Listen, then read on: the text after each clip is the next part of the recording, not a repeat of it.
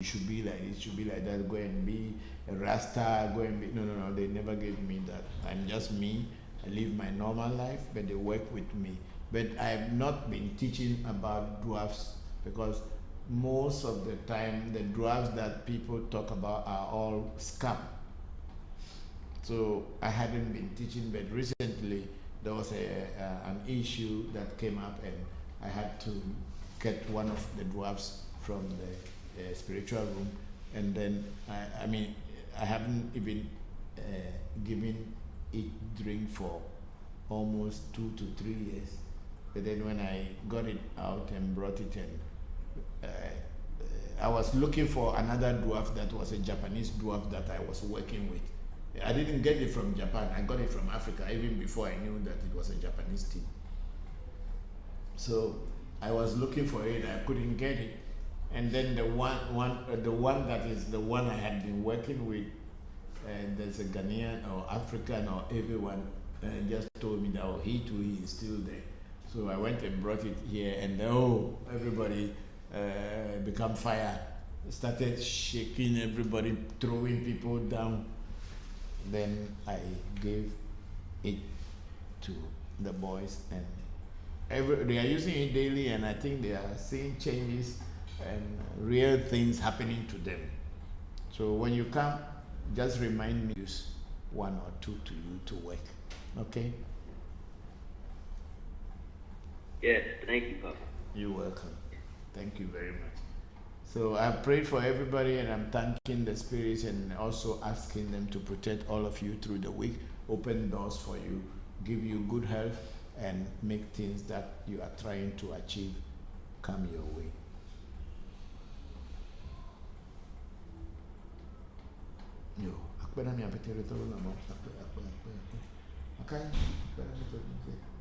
You are living is the one that is going to live when you drop this physical body off.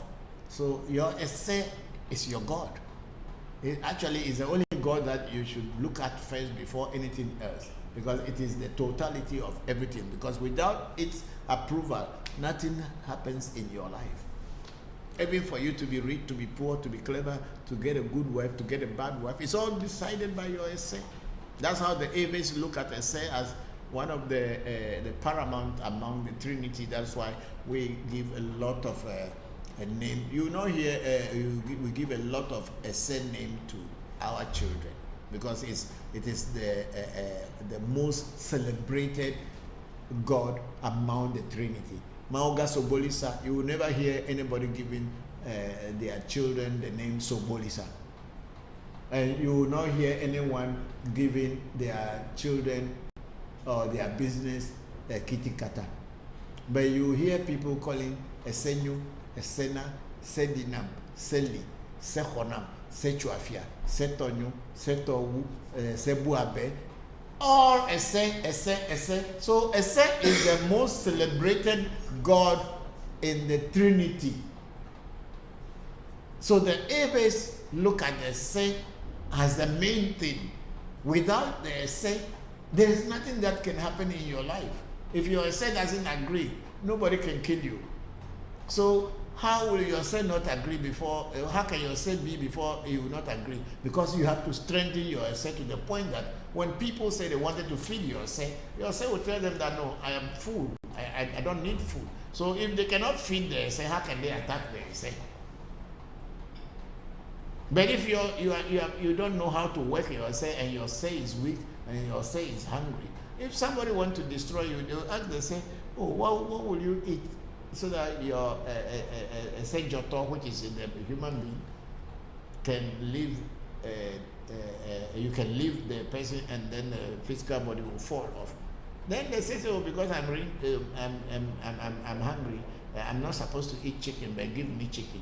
And they give you chicken meat, and then your man who is me like me, then I didn't know, I'll go and eat chicken somewhere, and then I'll get sick and die. So without the Ese, without compromising the Ese, nothing can happen. So everything in your life is actually directed by your Ese. Even the parents that gave birth to you, it is your Ese who chose them for you. Thank you very much, Vikram. I'm very grateful. My regards to the family. Then we have Dr. Sean Thompson, Aboro, Aboye, Aboshishe, our Evi will say Bolu, Boya, Abokite. Thank you very much. And can Ebo be made to correct this, to right one's wrong? Yes, sometimes Ebo can be made to correct your this, but there will be some punishment in such a way that the punishment will not be more than your physical body can handle. But it's not like writing it off. No. Punishments will come. Let's say, for instance, the thing that you have done and it's very bad, and someone is supposed to shoot you with gun, and then you die.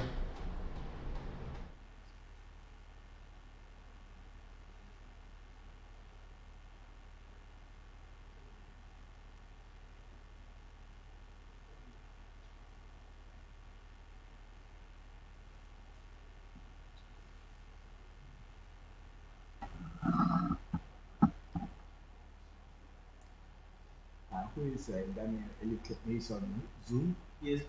Okay.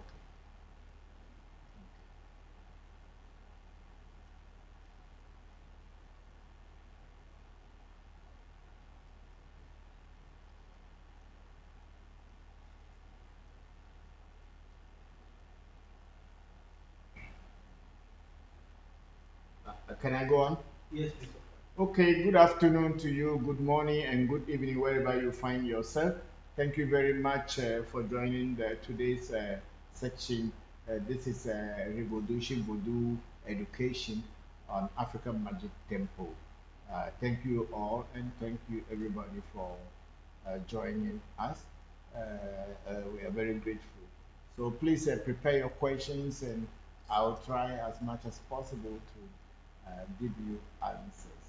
So here we go. First, I'm going to pour libation and then call on my ancestors and for those that helped me to do this program, and for those that are helping African Magic Temple and Revolution to keep making you happy.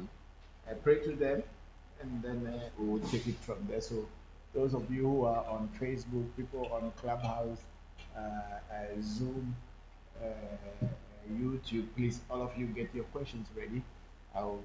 We have started. Oh, ago mauga, ago mauga, ago mauga, mauga mendo ago is top.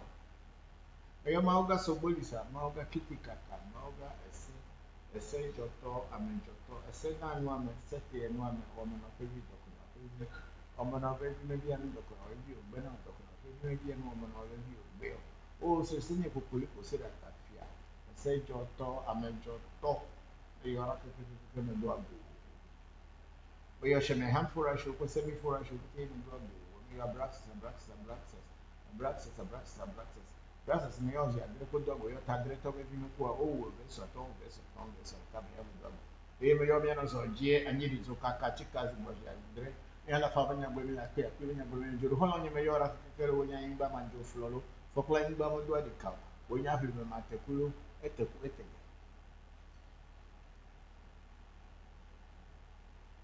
Oh, my, what kind, but you kind, whatever kind, what kind, what kind, trouble, what kind, you were kind, if you're kind, and you are talking, you are kind. But if I remember, I had do lock of a message if you talk about so much. I am in the army of Hobab, walk up, walk on your Zango, you're a good job, Pata, Jomaku. Of a common boy, when you for a video, very cool quarter of farm and when you have it, when you were trying what you to. I'm quite a quick and you live but over the two of you not to Ferrata Patabe, happy a job over job. Ni jopata afefia jopata petro magbada mu abi fagbe ri jopata na ya fi ajo lo jopata ya te fe me yo mi sinu bo jide to gbe de ta pa pe ti zugbolu ajima ogboju kuro do jalo pe nko me bayan ti papa me lo balo john apefu agosa pate me yo tigeli me yo goro bu me yo kan ke lafia me yo amanda se sengeja pasise le sise to geje Ayo brahini me yo gbogbochi me yo ngbe foli ko mo re pe go mi go doku cheku ma ko na to gbe ba fa ha me yo toni ko sipe ku akubi ayo yo no ni akoso go ku foni ko keje tasi nya mo si Kosa Bracobra Mamma, Body, but when I go coffee, the way I could be a man, some man, and Doria from the Pecuno. The Haniano, Kuto and Fanani, Bubu, and the Body Fanani, and the people of Nomino. May appoint Celestine, I could be a Katrina, could be a Fonia Sense, or the Fonia, or Ben, I could be a Kuto and Fanani, Bubu, and I'm a Body Fanam. A mayor, yes, no, what you try to do, because see that when I cut the answer, Kuto and Fanani, Bubu, is not working. It's working. Is it connected? Yes, please. Okay. Kuto and Fanani, and I'm a Body Fanani, who have been yours here. A mayor, I will not to give, but you told to give your clicking, that's a point, but I said, but I'm a your paprazo. A your application, I may tell you, I'm not so far, one will be quite okay. Kuto and Fanani, Bubu, and I will go to the Fanam. A mayor who know back or who know bring at the Gatoya Maze, Mayomi, Kuto and Fanani. A mayor, Toby and Anitra to legita at Bohuno, a your Kuto and Fanam. Togbe Abraham, Jivenule, Chame, Tobacco, Kutumane Fana, Bobo, Emeyo Tobe Fiat, Fiaton, Simon Kabila, Abenasi, Agotini, Mayomi, Mayor Holland in Novigne, Amabe, Daniel, Vie Quemare, Le Coque, Nigeria, Navajo, and Kutumane Fana, Nimal, Kutumane Fana, Bobo, Kudabu, Vida, Basila, Begi, Mayomi, Natape, Buga, in the Tomanobe. Ela hɔ ne mea no mea na agbe teƒe na mi na sesere na lam teƒe na mi ŋgɔgbe yi ne be ne me nɔ fi ɖe mia ƒo nu to dzi ne ma fia nu amewo ɖo dagbe dzi me yɔ mi ɖo eye me yɔ abotsi sakraka me tsɔ ava be ado go kotokoli yɔ ŋkɔ ƒo nu ma kpɔ egbe ŋgbe to be ɖo le tso fa ntɔme nu ŋkɔ mi si ka okofi to dzi aba tso kpɔ kofi to he kofi fi ata o me do agbo eye me yɔ tre vivio brahimi vio gbedevio Kita seke benu ko iji mele bacho nyanu wa genu piti iba ho ha ne me anu teshi no tawe na sakuma no yo yo gbobu mawu me na ha ya okeke iba ho ha dagbe afire ne fami no ro me ogbo mi ba je mi na sisi ne di yo ma mi wa ta piti age o piti asisa o me piti ma fu mi ho ha mi anu dagbe ne ba mayor Afar go no Afar go ma people mayor kwali do meji eku meji oli meji di meji so meji won meji abla meji aka meji buda meji sa meji ka meji meji tula meji ke meji chele fu meji bali che tula mayor klebo vide ko no kwa taba do wa ma taba de ni ande mo klebo vi menyo ma ko yi do dagbe ni mayor ya me ka ko mayor me pesa.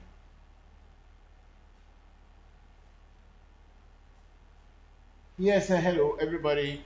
We are ready to take off. So, first of all, and I want to wish all our mothers happy Mother's Day, and also to fathers who are also mothers, in the sense that their wives have left them and the children are on them, and the wives have left the children them on the fathers. So these fathers who are now mothers, I am wishing you all also a happy Mother's Day. Even though you may be a father, but you are also a mother. So happy Mother's Day to you all and all people, young and old, everybody, all the beautiful mothers, all the wonderful mothers around the world, and all the people who have been mothers to me, dead and alive. I am wishing you a happy Mother's Day.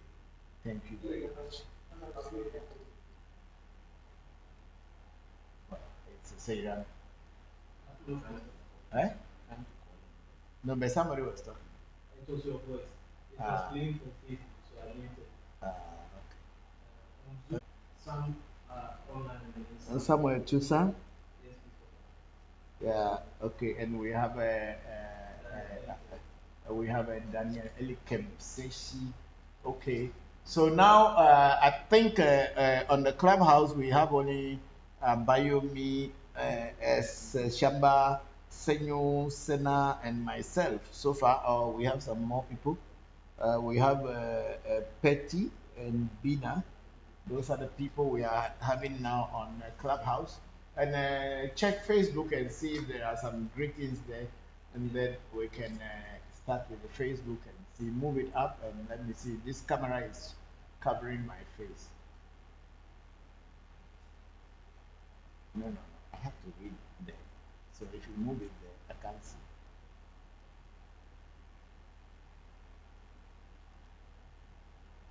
Okay, on the Facebook we have a Bill Little saying, "Good day, Papa. Does good day, Papa? Does magic involve spiritual powers?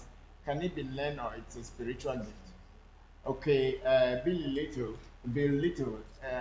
Magic is twofold, if I may say.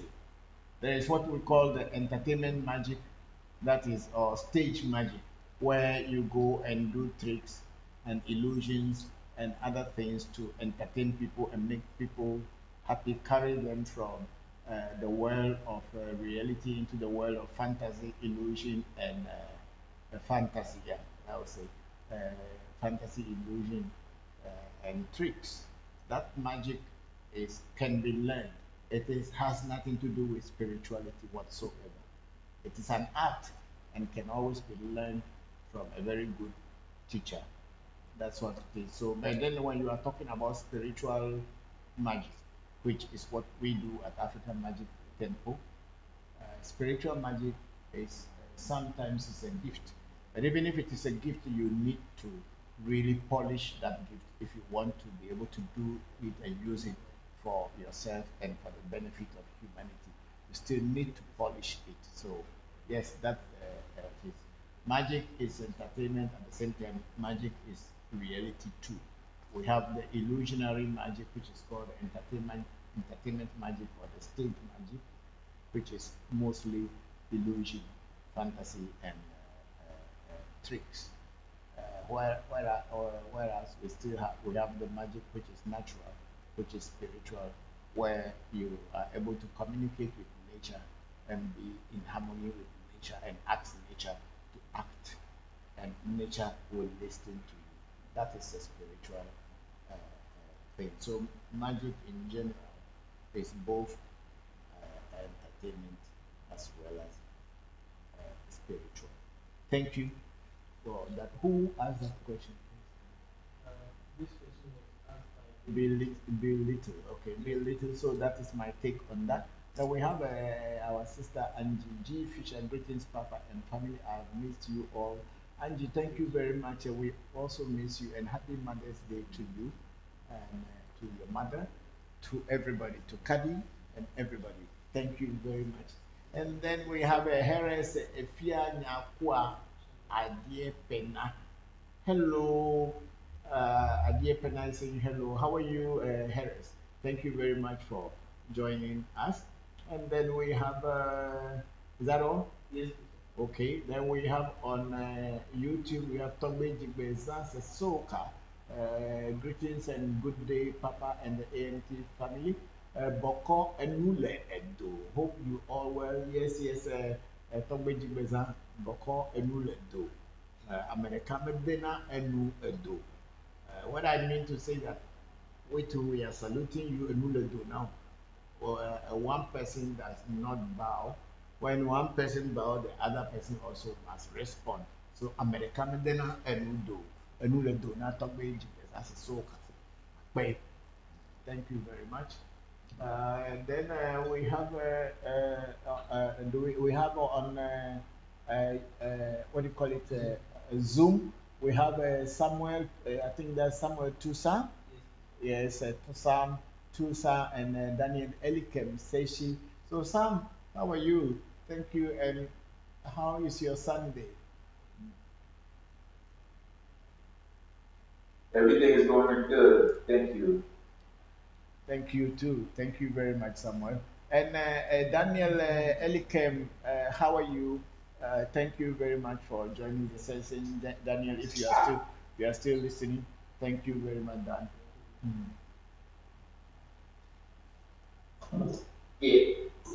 Yeah, thank you too. I'm welcome. I'm really good. Thank you, thank you.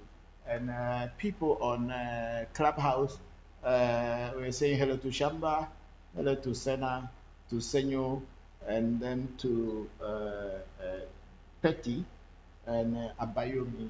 Thank you all for joining the section. So please, I am here waiting for you to send me questions, and I'll be able to try to answer your questions. Thank you, everybody.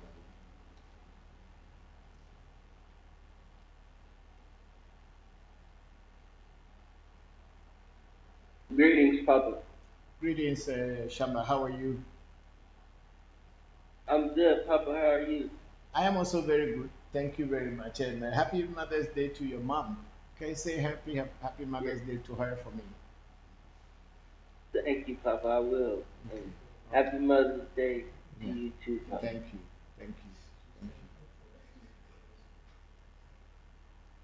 Thank you. Do you anybody have any question or anything we can start with?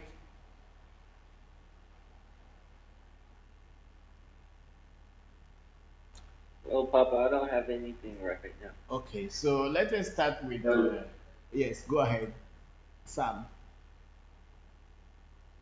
Yes, this is Samuel Tucson. I wanted to ask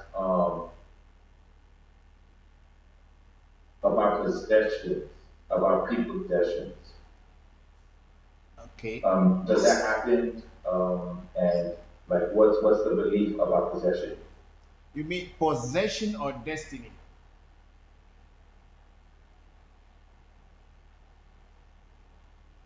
Yeah, the spirit possession towards somebody.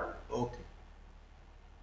Okay, spirit possession takes place when a spirit wants to, a spirit possession takes place when a spirit wants to express itself on the physical plane,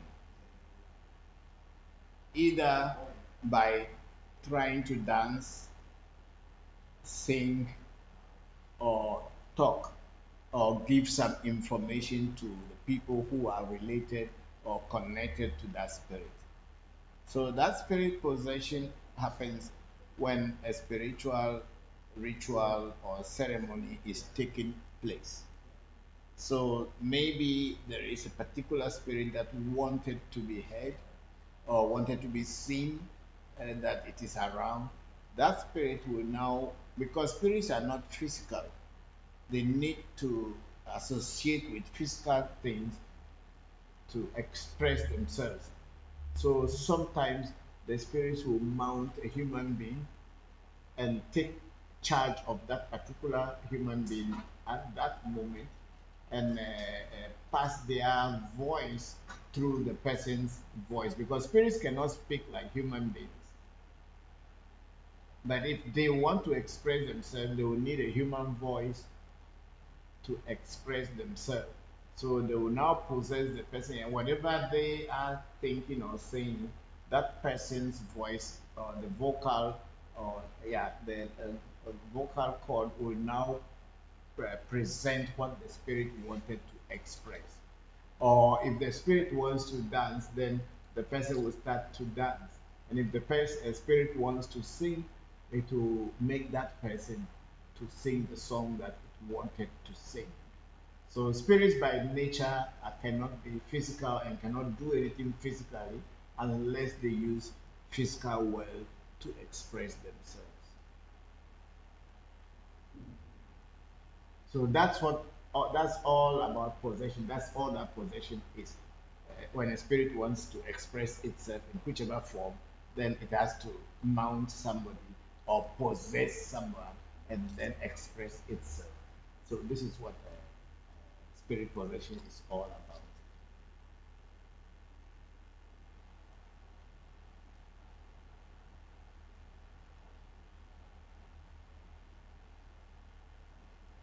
I think someone is talking.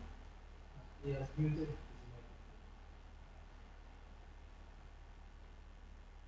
I have a question.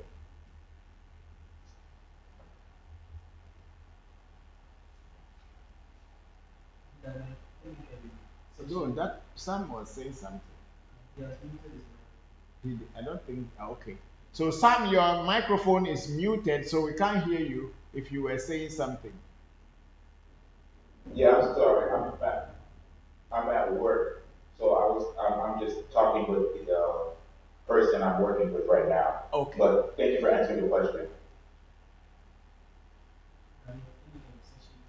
Yes, Daniel Elikem. So go ahead, Dan. Okay, all right, thank you. And I understand that if whether you be well in this life, if your destiny, whatever you do in this life, whether you prosper or you not prosper, is from the same destiny. How do you know what you are meant for to do in this life? How do you focus on what you are supposed to do to be um, destined in life?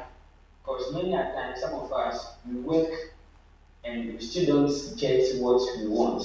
We still work harder, but and yet still we don't, we're not able to acquire or have what we are destined for. Sometimes we go wayward because we don't know what we are meant in this life. How do you realize yourself and what you are meant to be in life?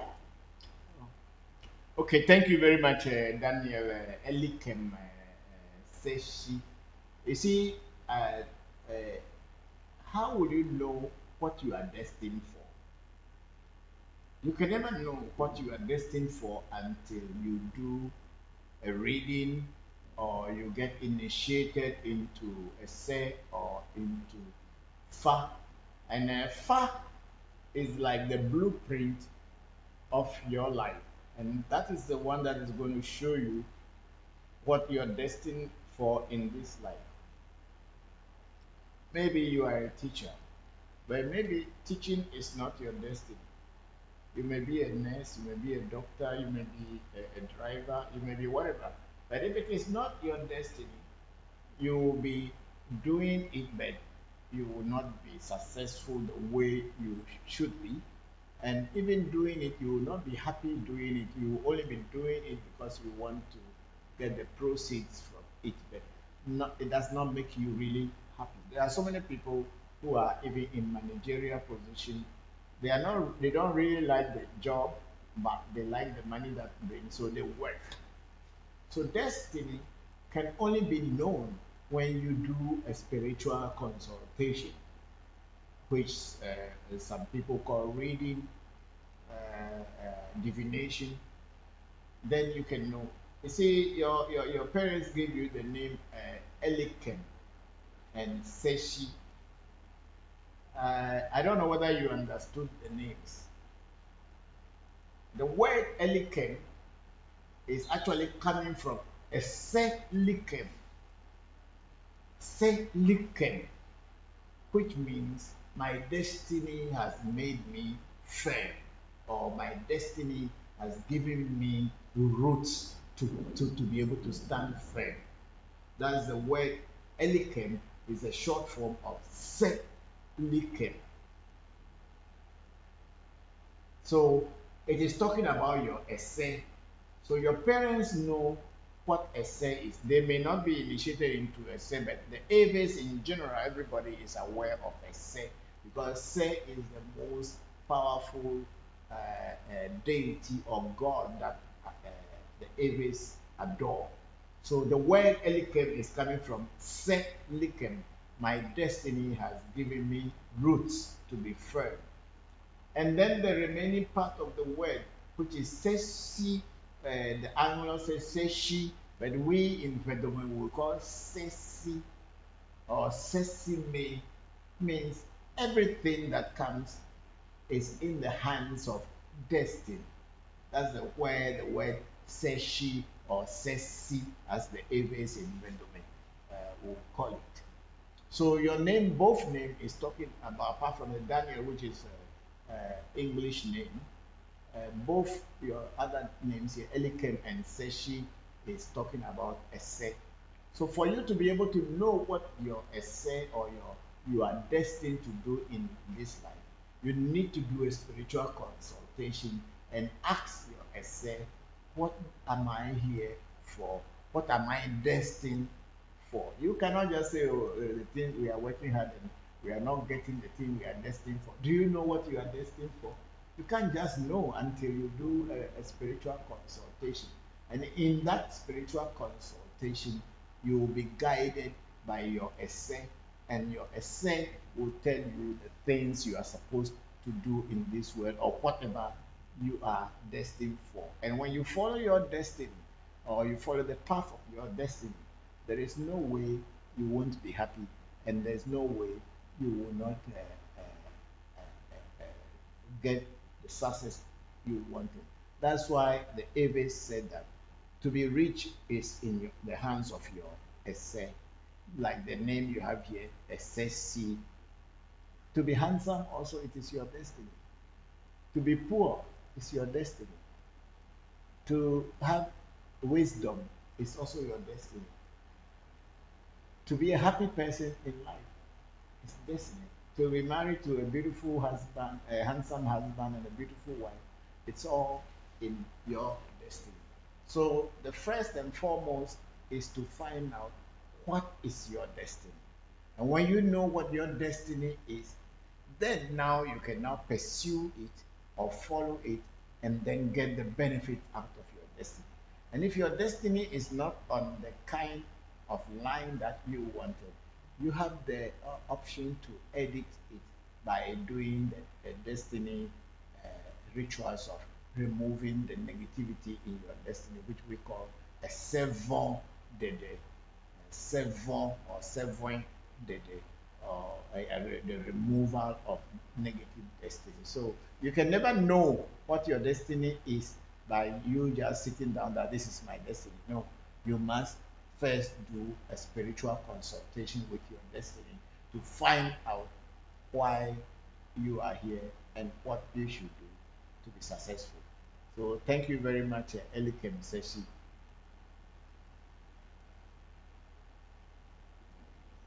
Thank you, Papa. So how do I do this? I mean, if I want to come and then do these consultations to know what I'm best in. Okay, when you want to do consultation with, it's not only African Magic Temple who can do a consultation to tell you about your destiny or to do a spiritual consultation for you. There are so many other shrines and very competent Huno and Bokor who can tell you. But then if you want to come to African Magic Temple to do a consultation, you should call the number 0262. They will type it and put it on the list for you. 0262 36 7578 in Ghana. And then they will give you the direction on how you can come to do a consultation, a spiritual consultation, to know what is happening in your life.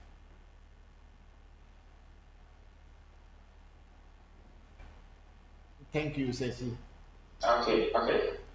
My last question, please. Yes, go ahead.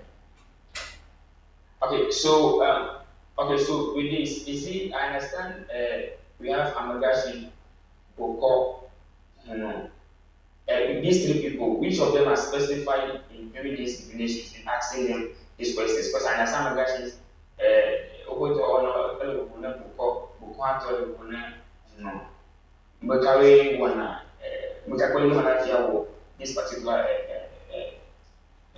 consultation. Okay, anybody who can do a spiritual consultation and is a real priest can do it for you. But you see, the work of Amegashi, which of course I am coming from Vedome, so we don't have anybody called Amegashi in Vedome. It's mostly in Angolon and southern side of the Ewe people you get Amegashi. We don't have Amegashi in Vedome. And the Amegashi, I don't know exactly what their work is, but maybe if you talk to other people in Angolon and southern areas, they may be able to tell you what Amegashis do. But in reality, in Bedouin, we don't have Amegashi, so I don't know what is the real work of Amegashi. I know everybody is calling, there are people, they are calling some people Amegashi. I don't know what the word means in Angolo, but the word in general, Amega is supposed to be a tron. Amega is supposed to be a tron, any powerful voodoo or deity that somebody has. And then the person who is in charge of it becomes the Amega she. or Amegasi, as we will call it in Evedome. So when they say Amegashi in Anglo, honestly, me, I don't know what work they do. But then there are so many people, they say, oh, Amegashi, Amegashi, go to Amegashi. So the work they do, if I'm going to talk about it here, I won't be able to present it well because I don't know exactly what Amegashis are supposed to do. But that doesn't mean they are not there. They are there and they have their work cut out for them. And I don't know what work they do. Maybe in the domain, if we will call them, we will call them a transi. There's a bell ringing, the gate bell. There is a what do you call it? What do you call it? We will call it a transi. Means the wife of a deity. I think a transi is what the Anglos are calling Amegashi, but I'm not very sure. And a transi in Eve or in Vedome means there's a throne, and then somebody is in charge, or that a throne has possessed someone, and the person is supposed to do the work of the throne. A throne in English we will say simply deity. So a deity has possessed someone, and then that person becomes the voice, the mouthpiece, the voice and the mouthpiece or the spokesperson of that particular throne or deity. That's what we call a throne in our area. But I don't know whether the throne is the same like Amegashi in this. So that's why I was saying that usually when they say Amega, in means a voodoo or a deity. So the person who is in charge of that Amega automatically becomes Amegashi or a tronsi. So if what do you call it? Amegashi means a tronsi. Then the tronsi is supposed to hear the voice of a throne and then relate it to people who want to consult that throne. So that is a tronsi. Then you are talking about Huno. Huno is people who are working for God, because the word Hu actually means God in Ewe. So if you go into Yeve or you go into Ewe Voodoo, a lot of people are called Huno because they represent God. And usually Huno is referred to a man. So when we are calling Amegashi as a deity, it's also Hu. So Amegashi is usually the women who are called Amegashi. Once in a while, you will see a man also called Amegashi or Amegasi, as it may be. But then Huno is anybody who is dealing with voodoo or spirits or dealing with God in our Ewe tradition.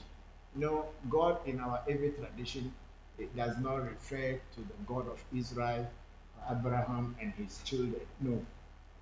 We have God that we knew long time, which is part of nature, and nature is part of that.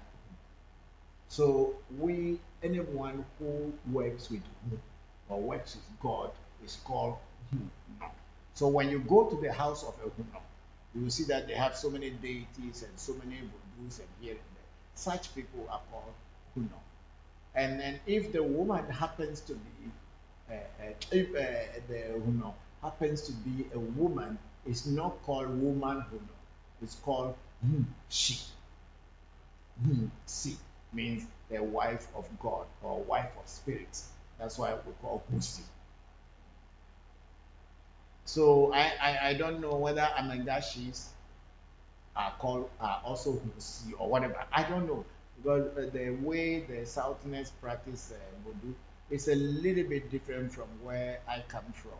Of course, I am learning everything so that I can merge and blend them, but it's a little bit different. The way the Aves of the South present is a little bit different from where I come from. So the word sometimes confuses me, and I don't know what it meant or what it means.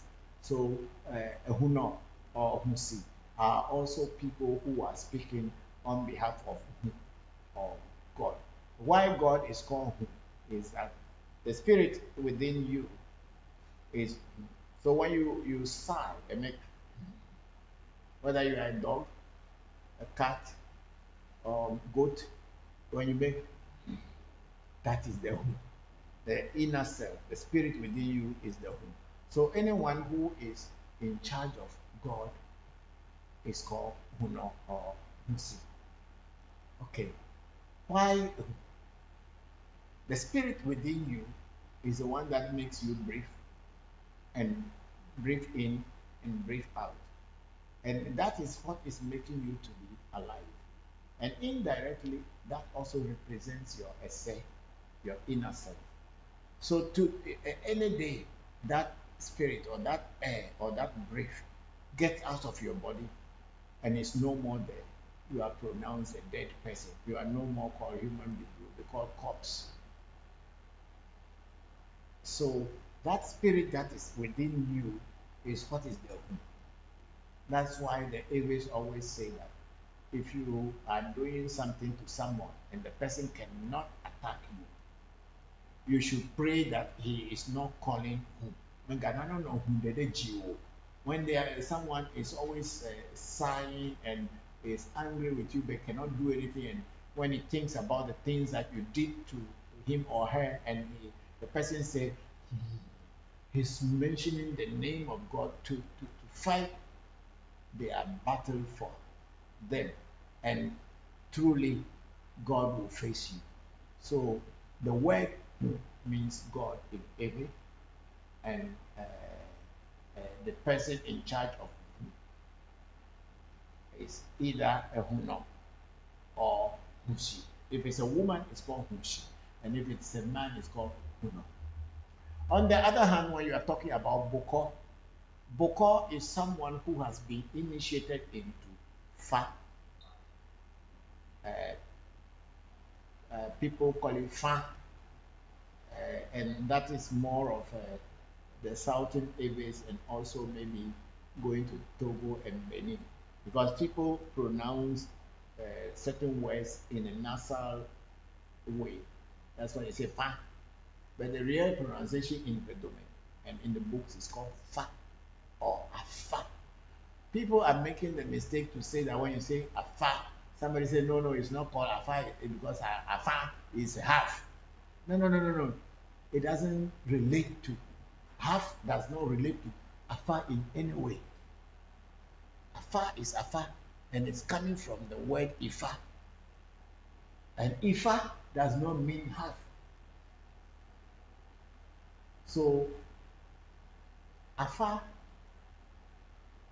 person who is initiated into Afar, is called Bokor. Bokor. Person who is initiated into Afar is called Bokor. So any of these people can do a reading if they learn how to do a reading, and also if the spirit that is with them is a real spirit and is able to communicate with them, and they communicate with them, the spirit. So the spirit can pass through them and do a consultation for you and give you guidance. But there's most of the time there's a whole lot of bunch of people who are scammers. Let me be very straightforward with you, who are just taking advantage of innocent people who are actually looking for the truth. So people call themselves all kind of names, and when you go to them, they start using tricks and ventriloquism, speaking in the throat, and all this to present to you that God is the who, or the spirit is talking to you, and they, on the other hand, after they make the noise in their throat and all this, and then they'll come back with their normal voice to explain to you what the Voodoo or the deity or throne is saying.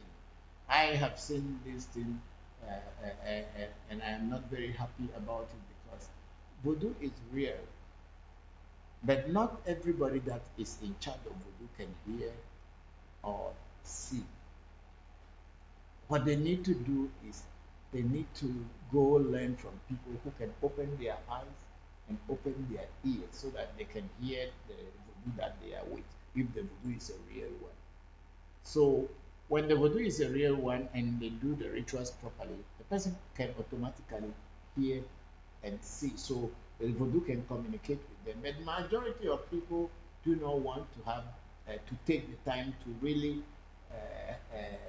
learn and go undergo trainings that will open their ears and eyes. So they tend to become tricksters, whereby they learn ventriloquism and then will speak in the truth and be telling you that the spirit is speaking.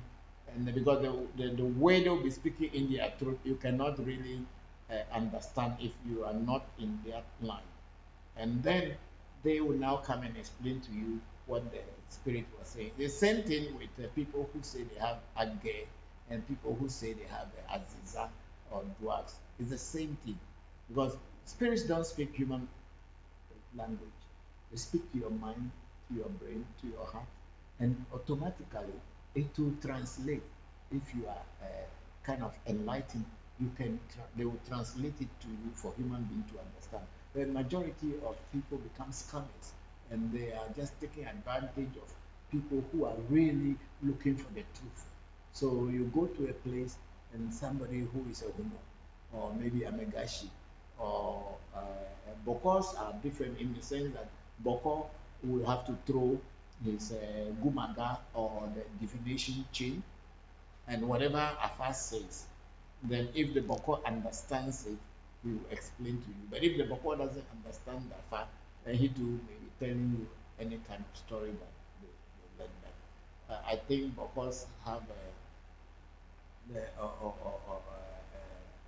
advantage in the sense that if you cannot understand what the Bokor is telling you, you can take the reading or the whatever oracle has fallen to another different Bokor to explain to you. You can go to many Bokors with the same reading, as many Bokors as you could, and ask them to explain the oracle that has fallen for you. Whereas in the case of Amegashi or Huno or Vedusi or Husi, whether what they are seeing is real or is not real, you need to test them, and also probably you need to be around them for some time to know, and also ask questions from people who had been there to see whether the person can see well or cannot see well. If the person is telling you something and you yourself you know it but you didn't tell the person, and the person could tell you all this, then you know the person can see. But then what they are telling you is totally you are here, but then what they are telling you is far away. Then you know the person doesn't know what they are saying. These are the things you can use in judging who is a good priest and who is not a good priest. So Daniel, you must find either Bokor, Amegashi, or then you must be very sure that the Amegashi knows what they are doing, or the Huna knows what they are doing, the Vodushi know what they are doing properly, that they are not there just to scare you and put fear to intimidate you and then take advantage of you. I am saying these things because when I see our people who are very desperate to know the truth falling in the hands of such people who are only there to take advantage of them for their honesty and their desire to know the truth, that our people think that it is an opportunity for them to take advantage or make money out of the person by creating all kinds of things. It hurts me in the sense that we are actually destroying the future of voodoo. We are destroying the future of voodoo, because if someone come and discover the tricks and everything you are showing, they may think that voodoo is not real. They may think that voodoo is just a trick. And in reality, voodoo is not a trick, it's real. And if you find a good teacher, when they teach you, you begin to experiment and experience it yourself. It is not something that someone will have to tell you. You yourself, you will experience it, and then you know that nature and God are one, and God and nature are one. And so, like I had explained, is different from Bokor, and Bokor is different from Amegashi. But then they are all doing the work doing the work of God. Thank you very much, Daniel Elikem Seshi, for that question.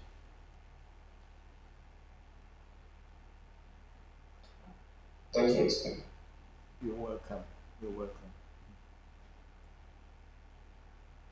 We have Casanova's here. Casanova is here, and then we have Tonya Thomas also is here. And thank you all for joining the section. Very grateful for you all.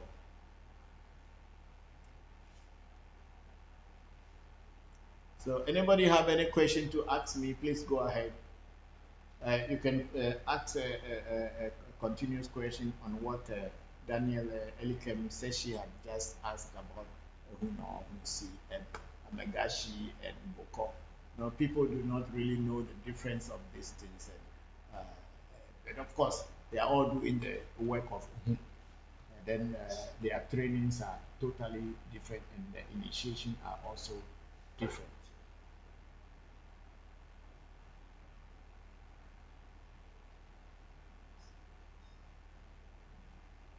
Yes, I think Casanova's hands are up.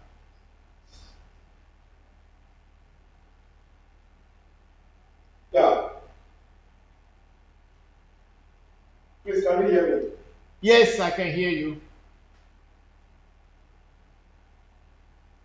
Thank you very much. Good afternoon, and God bless you for the teachings and the wonderful that you are giving to us. Please, my question was about the third eye, but as from your language or your speech, I've heard a little from the other questions. My question is it possible that ordinary person like me can activate the third eye? And what about, because I've heard a lot about it, if it is true or not. They say it's very dangerous for you to activate your third eye. So I wanted to know if individual, if you are not going to use it for maybe other purposes, but for your own sake, that you can activate your third eye or your pineal gland. Is it any dangerous or consequence about a person activate the pineal gland, for the person to have something like maybe the clairvoyant or anything within that person himself or herself? Okay, thank you very much, Casanova. It's a very good question you asked.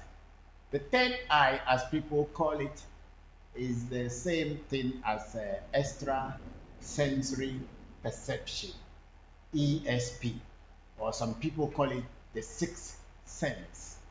I think human beings are given five senses: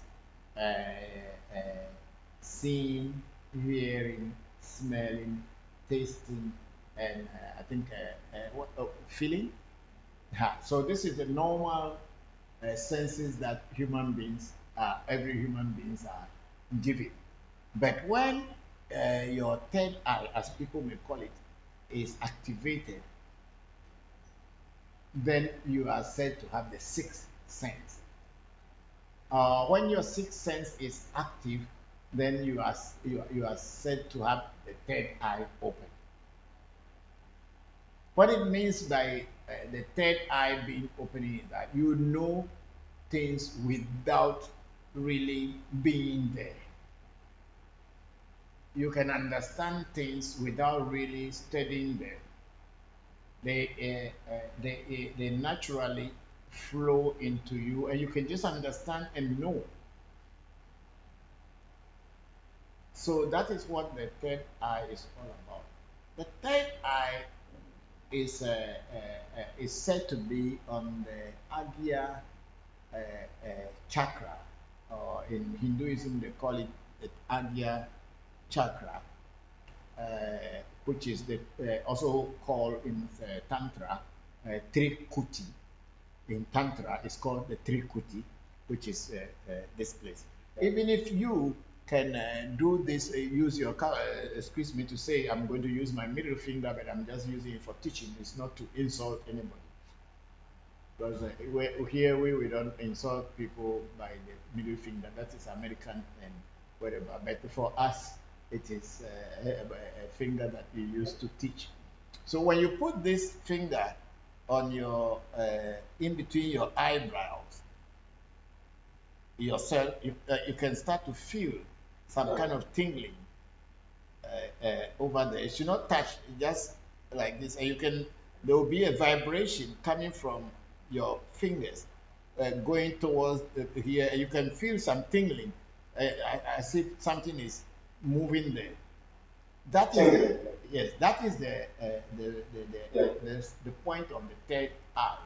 So the seat of the pituitary, the seat of the pineal gland, I think, the pineal gland. So this gland is a gland of wisdom and all-knowing. It's inside the brain. So it's inside the brain. So from the pineal gland, I think you go to the pituitary, which is at the top of the head, the crown chakra, which is which is called the Sahasrara chakra in Hinduism or in Sanskrit, Sahasrara chakra, the crown chakra. So these two chakras are said to be the seat of divinity and knowledge and wisdom, let's say so. So when you activate this one, you begin to become all-knowing and all-seeing. Knowledge and wisdom comes to you. It is not as dangerous as people may be saying, but it is dangerous in the sense that if you don't have a guide or someone who knows how to use this and guide you and tell you things that will occur so that you are already aware. So when such things start happening, you will not be scared and think that you are getting mad. Then, if you do it on your own without a proper teacher, it is dangerous for you because you will begin to feel, you may begin to sense, you begin to know things without knowing why and how you know such things. And it becomes dangerous for you because you will not be able to know how to handle yourself. So that's where they say it is dangerous. But it is not dangerous in the sense that if a teacher who had been on that path already, who has got that sense of clairvoyance and clairaudience and vision and all these things, can now teach you and guide you step by step so that you don't get scared or you don't overreact to what things you will be experimenting, then it is not dangerous. But with you without a teacher, without knowing anything, and you just want to read from books and start practicing, when you start practicing, anything can come in because it is like you are opening your door, the wind is blowing. Because you see, knowledge and wisdom are waves, like an ocean flowing. And then if you can tap into that ocean, whatever flows to you, like let's talk about irrigation tribute. When there's a big river is passing by, when you dig a ditch and cut a ditch into your farm, that river will be passing by, but some will flow into your land and then moisturize your land so that you can grow your crops. But then it is not the whole river; it's only part of the river that flow inside. So if you are able to tap into that wave of wisdom and knowledge, you will be able to receive it and it will come to you. That doesn't mean the river is not still flowing; it is flowing and going. So you just need a good teacher who can teach you step by step so that you don't get confused when you are doing. Knowledge and wisdom are just like the waves, and it is how you can tap into it and grab it. For you to be able to know tomorrow, it's all in that river, it's in that waves. To know in the next moment, it's all there. But when you are guided properly, you will be able to do it without being scared or getting into any danger. There are people who wanted to have their eyes open, their ears open, and then they go through what they have heard from people and they start practicing. You put things on your eyes and this, and before you know, you begin to see so many things that you didn't want to know, you don't know about, and you get scared and you start running around because you see things chasing you. You see things with different kind of structure that you are not used to on the physical plane, and then before you know, you are out of your order. So this is why people say that it is dangerous. But if it is a dangerous thing, then how could some other people be able to do it with success? So it is only dangerous when you don't have a proper guide. But then apart from that, it is nothing to be scared about.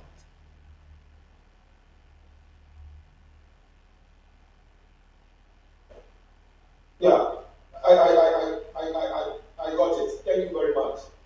If I may not disturb, like I'll put this one to continuation. Go ahead. Another way, I was joining a recreational movement. So our leader was trying to help us to activate it. So that channel was meditation, and you know we have been doing that for a year, and still nothing was activated. And my last question was, how many channels can one pass to activate the pineal gland through meditation or through herbs or anything else again?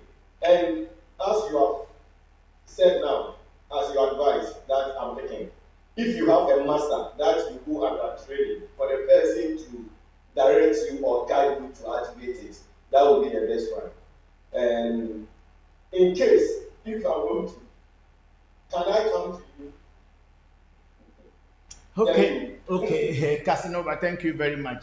You see, the meditation process is a very long process, and it is hardly you will achieve that. I believe very strongly even your master who was trying to teach you does not even have it. Because I myself, I had been a monk. I had been a monk. I had been a monk in a Hindu monastery, and a real monk initiated and ordained as a monk for many years, and I was doing Tantra yoga. You know, Hare Krishna are only doing Bhakti yoga. Bhakti, it's called Bhakti in Hare Krishna, so because it's just praising and singing and dancing. That's all that Hare Krishna is doing. But when you go into yoga like the Astanga yoga, which is the eightfold yoga, which includes asanas, meditation, bhakti, and all these things, you will get something. But when you do Tantra yoga is like the highest form of yoga because it is very action oriented and a lot of practical things in Tantra. So I practice Tantra, and even in Tantra, everybody is trying to activate their third eye. They are not getting it. You will just sit down there and your legs will pain you. You will deceive yourself. You will be waiting for years until one day they say, "Oh, don't worry. One day God will give it to you." And when you die, then that's the end. Because even the person who is even telling you that I'm going to help you to activate your Trikuti, I don't think they themselves have even gotten it yet. I know what I'm talking about.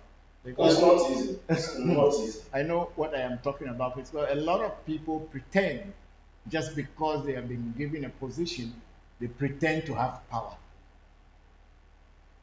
They don't have it.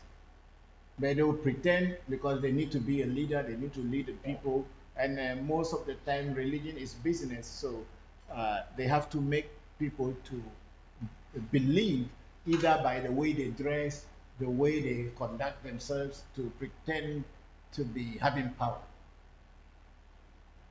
It's not easy. The African way is herbs. There are certain herbs that we call talking herbs, herbs that can communicate.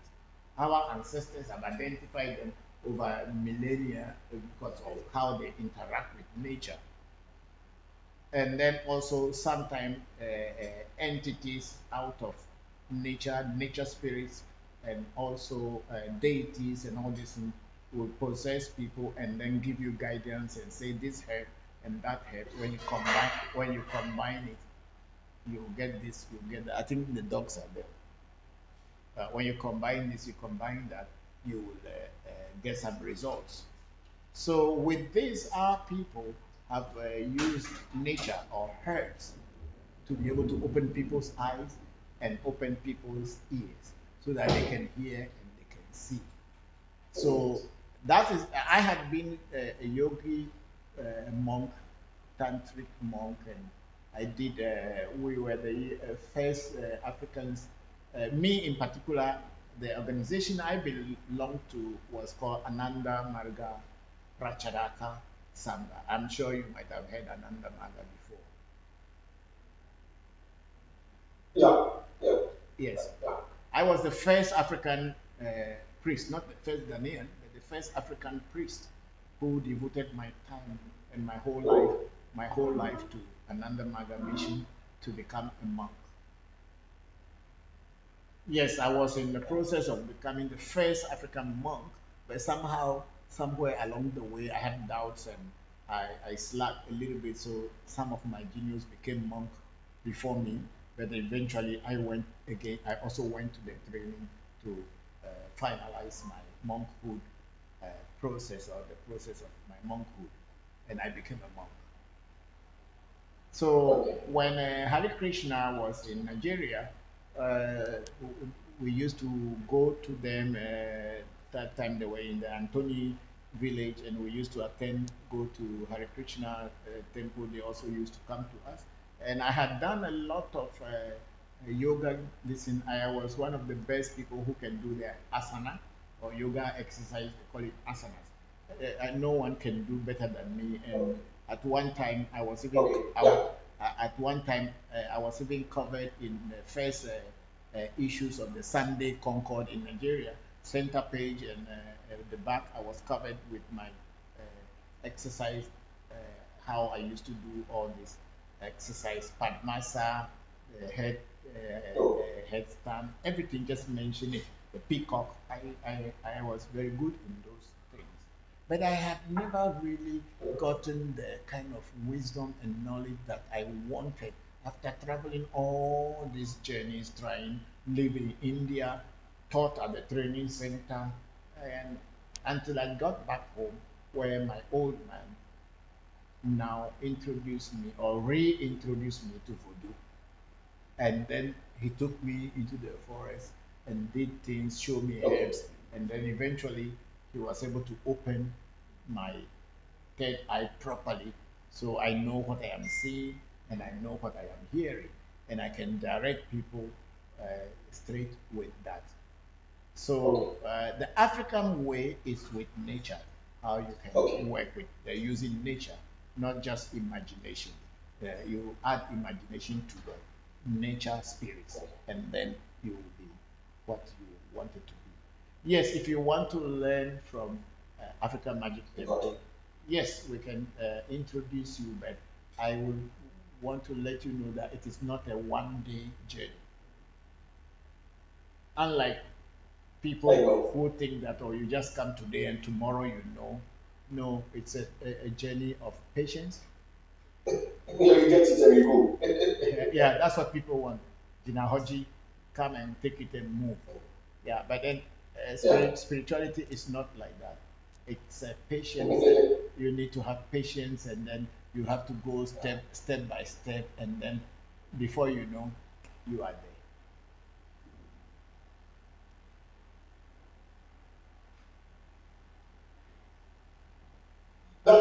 Thank you very much. May God continue to bless you. And bless you too. Yes, I think Tonya is there raising her hand.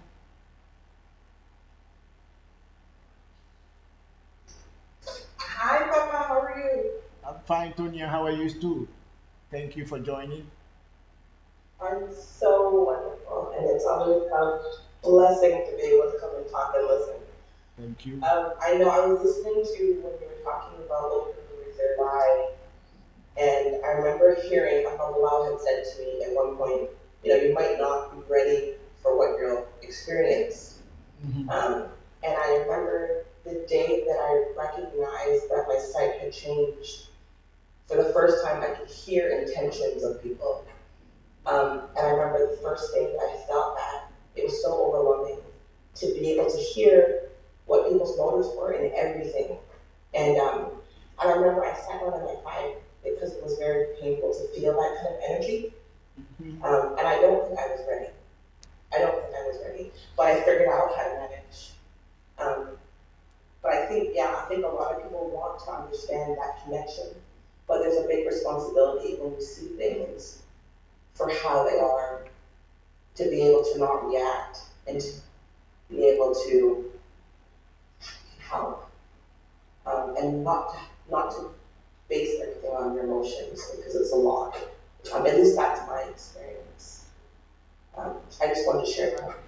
Thank you very much, Tonya. Thank you very much. That's very true. Like I was saying, when you are not prepared for it and it comes and you are trying, you'll be surprised, and sometimes you think you are getting out of your mind, because to be able to read people's mental thoughts, people's intentions without them communicating with verbally to you is a little bit scary. If you are not prepared for it, you may be running helter-skelter, not knowing which direction to go. That's why it is always to have someone who had been there to be able to guide you. Thank you very much for sharing your experience.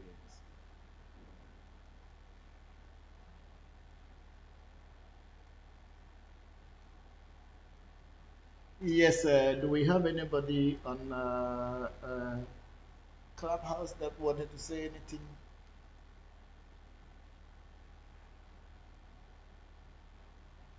Okay, we have some listings on Facebook.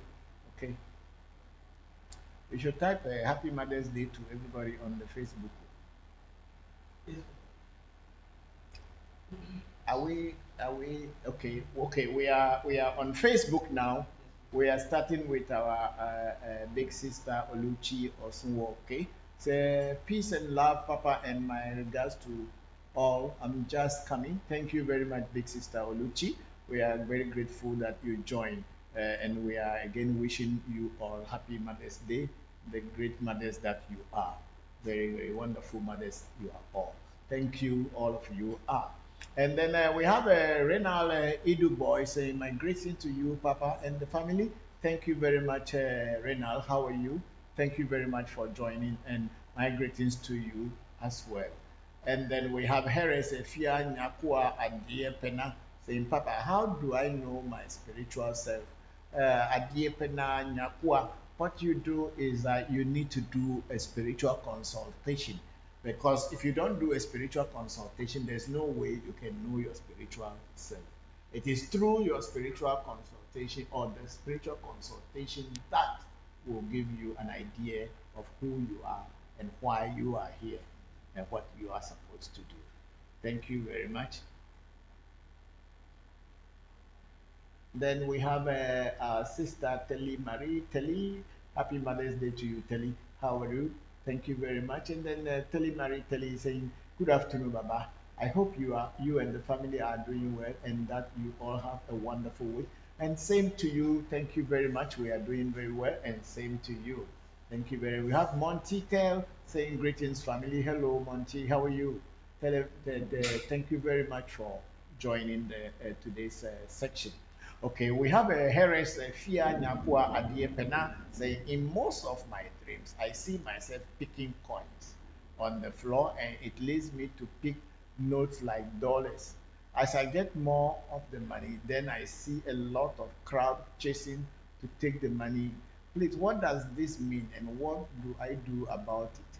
Thank you, Papa. Okay, hello. Thank you very much, Nyapua. Well, I cannot tell. People have dreams, And some people also, because maybe they like money, so sometimes in their dreams they see money coming for them to pick. But then from the AV understanding, if you are picking money in your dream or you find money in your dream, the opposite happens on the physical plane. That means you will be having money problem on the physical plane. So, and so you must do a reading to see if there's a way to direct that dream to a positive one, whereby you can be able to get money on the physical plane. But I don't know with you. I'm just talking about the AV way. It means when you are picking money in a dream, that means you are actually not going to have money. But maybe in your case, it may be different. When you pick money, maybe when you wake up, money starts flowing towards you. So it is you who will tell me how your dreams materialize on the physical plane. Then if there is any other advice for me to give you, I will give you. Thank you very much, Nakwa. And then we have our sister Jane Tiffany Mamisawa Akofo. Say good afternoon, Papa. Hello, Mamisawa. How are you? Good afternoon. Thank you very much for joining and happy Mother's Day to you. Then we have our sister Vivian Bakar. Greetings, Papa and AMT family. Hello, Vivian. Happy Mother's Day to you. Thank you very much for joining us this afternoon. And what I told you yesterday, please start practicing it and let's see how things will be for you. Thank you very much, Vivian. And then we have Naralyn Indua. Herbs are probably faster. Meditation is very slow, but changes will happen but very slowly. Yes, I agree with you. For Africans, it will not even happen. That slow thing will be a lifetime matter. So we better return to our roots and use what our ancestors used to do for contact nature. We have Martin Walanyo Tameklo saying, nice one, nice one. Thank you very much, Walanyo. Thank you very much for joining us.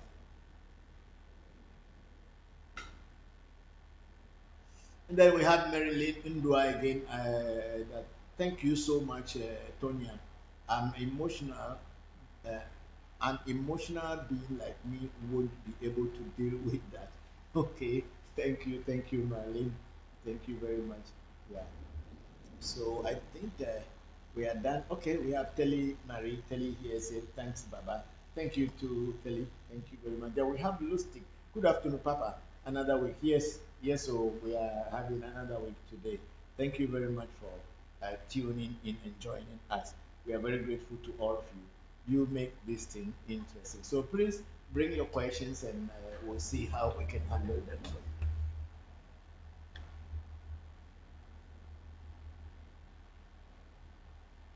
We're going to Zoom. There's no signal for me to.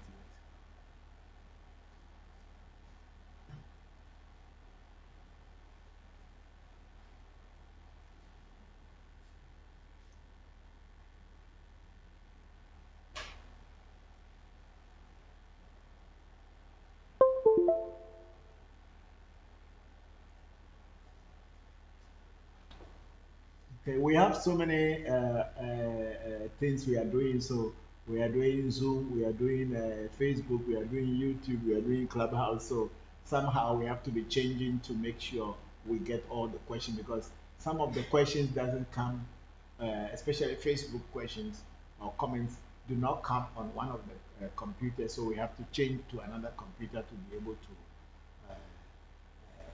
get it correctly. So here we have Jamal Parker. Say hello, Bokor Voncujovi. Can you elaborate on spiritual married people? Okay. I think this topic came last 3 weeks, and I was saying that I don't personally believe in spiritual marriage as people have been saying. That doesn't mean that spirits do not interact with people. A spiritual marriage, as people, if I can understand what people say, is some spirit is married to you and because of that, you cannot get a husband, you cannot get a wife, you cannot get things going on. Yes, that is possible, and at the same time, it may not be possible. But then when I am going to talk about Mamiwata, as it is said, Mamiwata becomes your friend, and Mamiwata is a spirit. And when it becomes your friend and it likes you, they say it will associate with you and would not want other people coming closer to you. And then it disturbs your relationship. That's what people say. But honestly, I have not really experienced these things. So I only hear from church people, they say, oh, I have a marine spirit. And I don't know what they mean by that. But that is more into Christianity when they talk about that. But there is possibility because even we, the Huno, or Bokor, or those of us who are dealing with voodoo, sometimes our relationship with our voodoo is like we are in a partnership with them. A partnership, not necessarily sexual partnership, but a partnership of working together as a team. So we also are kind of like married to the voodoo. That's why in the word in every voodoo si means wife of voodoo, and hunsi also means wife of a hun. If a person is a woman, but sometimes men also become voodoo si in the sense that they are married to the voodoo. But most of the time, men are called huno, the one that is in charge of the hun, but not the wife of. But the reality is that there's a partnership between the spirit world and the physical world. That's why spirits can come and work with you on the physical plane. So when you talk about spiritual marriage, I'm not very sure on what it is, and I don't know how to really talk about it. I cannot leave anything as this is spiritual marriage. Yes, people can have partnership with spirits and work with them. Yeah. So Jamal Packer, that's my take on that. And then we have Bill Little saying, does magic involve spiritual powers on the or can be? I think we have answered that one. And then Bill Little is saying, good day, Papa. Thank you very much, Bill. And then Berima Kotikese is saluting us. Thank you very much, everybody here. I think we are done with this place also, so we can change to another computer and see what we can see. But why all this cannot come through here? You saw it somewhere, that's why you got it. Okay, raise this up and let's see where. Okay, we are now on YouTube. We have Adrian Smith, Bokor Voncujovi. Can you elaborate on being spiritually married? Egbe. Okay, I think that's the same thing that I was just explaining. I don't know much about the spiritual marriage. A lot of people talk about it, but me, one thing is that what I don't know, what I don't experience, I don't really talk about. But I know that human beings it can be in partnership with spirits to work with them. But then it is not on that sexual base where like a human being to this thing. Of course, spirits that you work with sometimes will say you should devote a day for them so that they can work with you. But I don't think it's a sexual relationship. There are spirits we call the bed goblin, which are spirits that also come and attack men and women and try to have sexual intercourse with them. But then these things happen mostly when a man has been denying himself of sex, or a woman has denied themselves of sex for so long, and in the belief that when they avoid sex, they can be pure and then they can come closer to God. These things are mostly religious things. Spirituality in reality is not to, if you deny yourself water, if you are thirsty, you will surely feel very strong, thirsty, or even may die. And if you are hungry and you deny yourself food, your stomach will have a problem. So it is with sex also. Sex is also another way of expressing your hunger for that kind of affection or whatever you may call it. And if you deny yourself, then you are also creating an avenue for other energies to take advantage of you.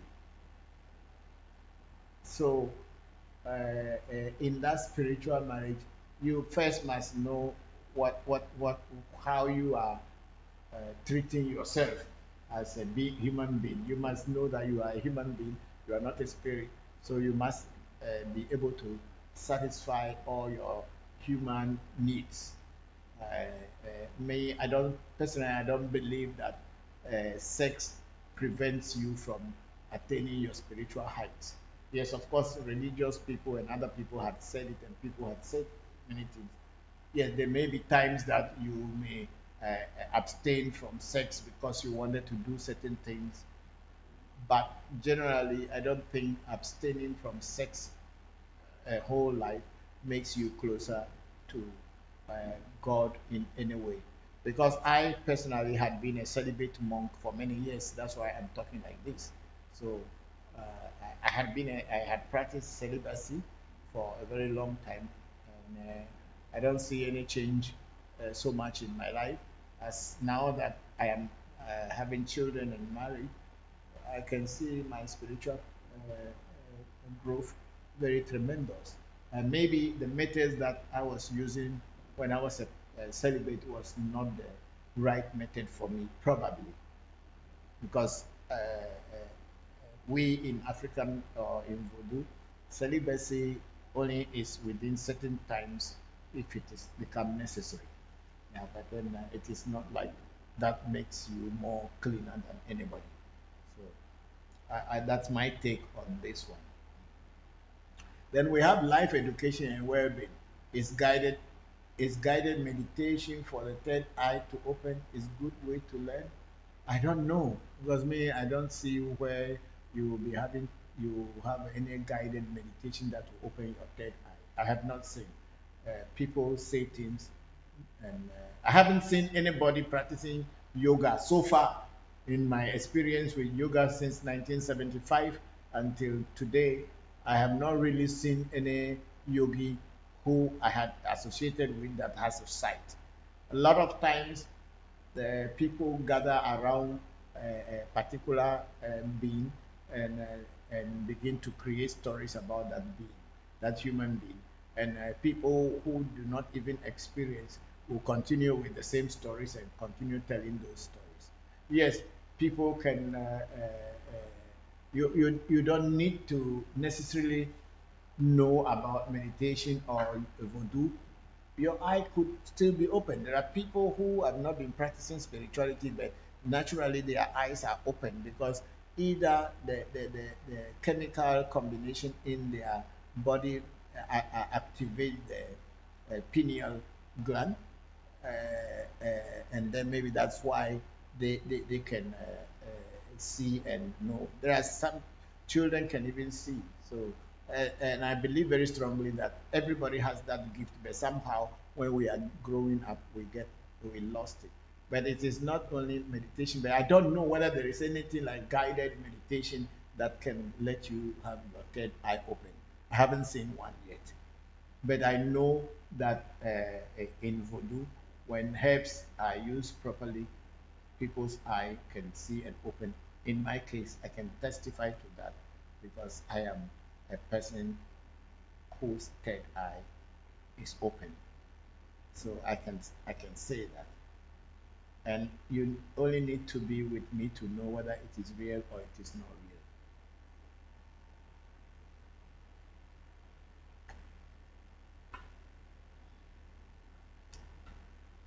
And then life education and well-being in that sense, then education, and they said okay, life education and well-being say yes, life education and well-being say life education and well-being, how to open it.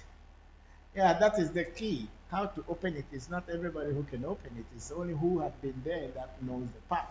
that can help you to open it. It's not from books you can read, it's not from talks, it's a practical thing and must be done practically if you are to gain or to open it. And unless you do it practically, I don't see where just meditation is going to open your third eye.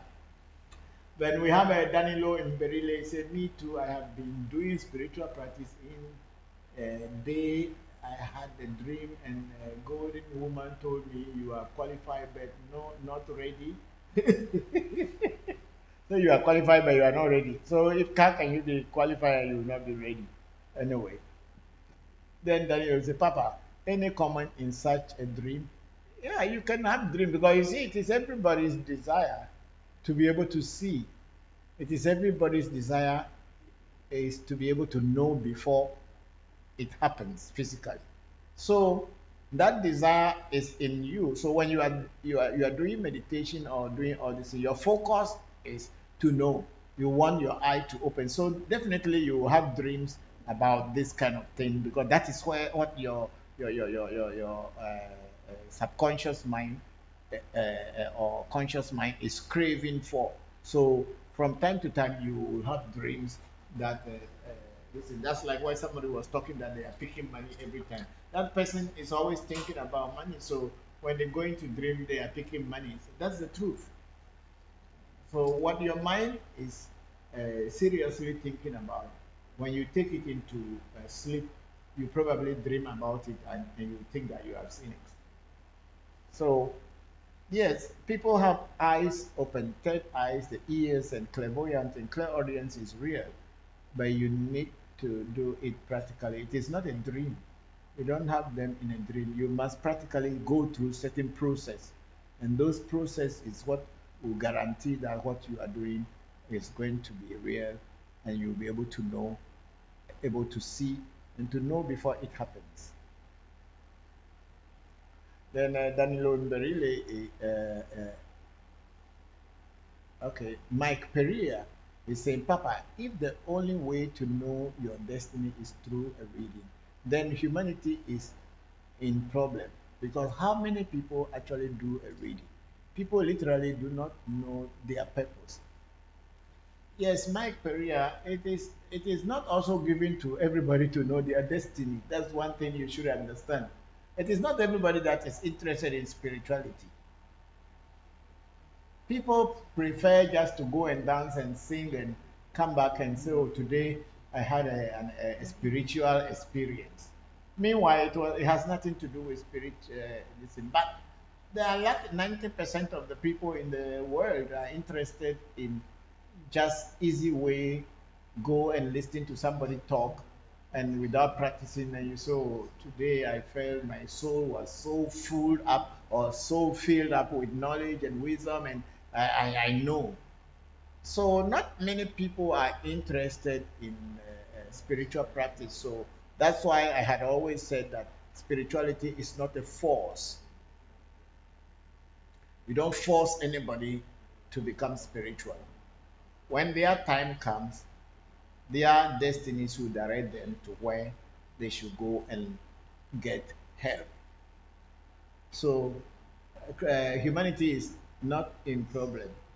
Everything has its time, and we all have our time, and we all have different destinies, and our destinies will take us to where we are supposed to know about destiny when the right time comes. So it's that you don't need to force anybody to go and learn about their destinies. No, if the time comes, your own inner self, your destiny will definitely direct you and then push you to where to get the knowledge and wisdom from.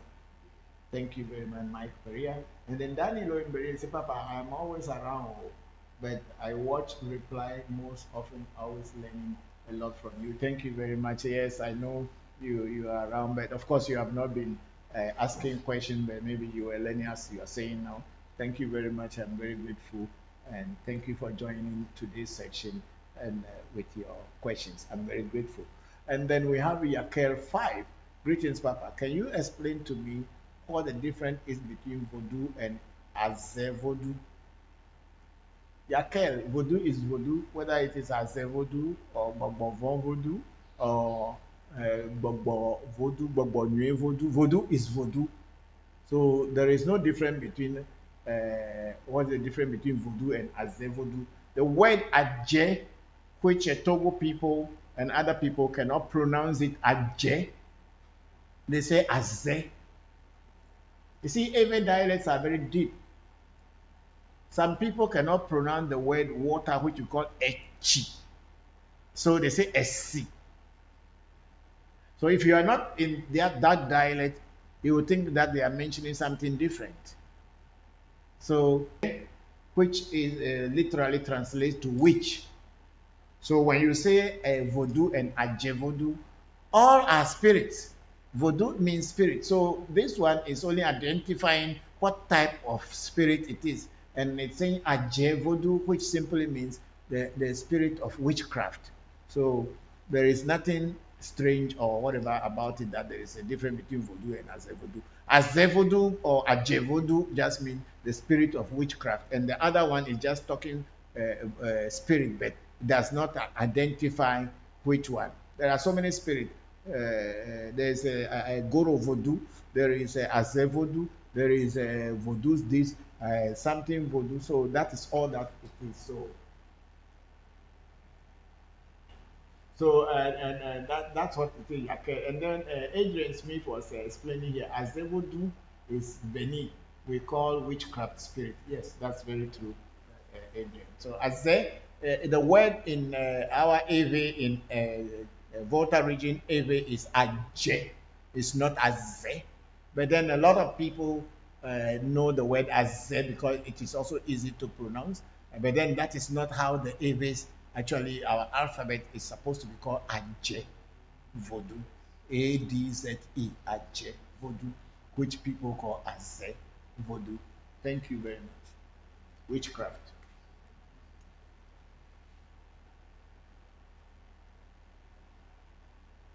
You still have listen there? Okay, we have Facebook. You have to like the. Let's tick the first. Yeah, let's tick this. Yes, you like that one. Then you go, and then last tick you say, Papa, please. How do we pour libation to spirits who are not your ancestors? For instance, if you have to pour libation to certain spirit, do you have to mention its name throughout? Yes, anything that you pour libation to, if you are pouring it to that thing, you must mention their name. It is their name that is telling them that this libation is for them. It's just like you have dogs in your house, or you have servants in your house, you have children in your house, and you have people in your house. When you want to give them water, you want to, let's say you buy soda and you want to give the children, you say, oh, Kojo, come and take. Abena, take. Brenda, come and take. James, come and take. That's what it is in libation. You can't just say, come and take, and nobody knows whose it is. You must mention the name of who you are giving it to, whether it is a spirit or it is an ancestor. Ancestors, you know your ancestors, you call their name. And if there's any spirit that you know and you have connection with it and you want to pour libation for it, you must mention its name.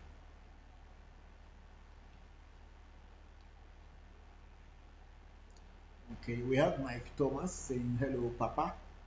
In the Midwest, there is an old superstition that one should not look at their faces after going to the bath. One should not look at their faces after going to the bathroom. Is there anything similar in Voodoo? No, I am not very sure whether I have any idea. What about those of us who are going inside the bush and not going inside the water closet? You can't say you will not look inside your faces. And what about the people who are using the pit toilet, where you will be standing on a wood across a pit and you are easing yourself? Who say you will not look at your faces? You know, a lot of things people say, but in Voodoo, I have not heard it here, but it's possible because people have different things. It is very highly possible. Thank you very much. And thank you for that question. And then we have Mr. Augustine Like Kujo Global. Thank you very much for your teachings. Thank you very much, Augustine. We are very grateful. Says in Canada. Thank you very much for joining the section.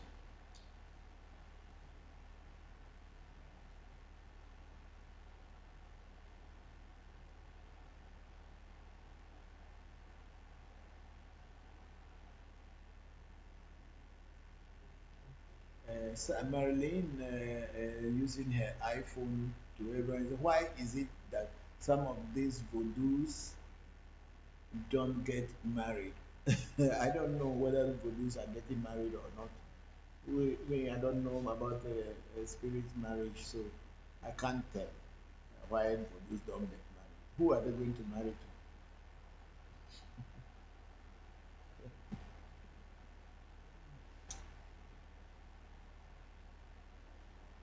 Okay, so there we are.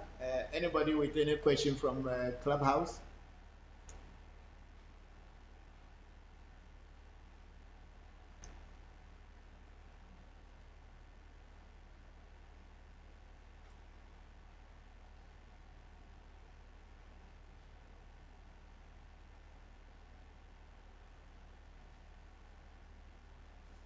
Is there anything?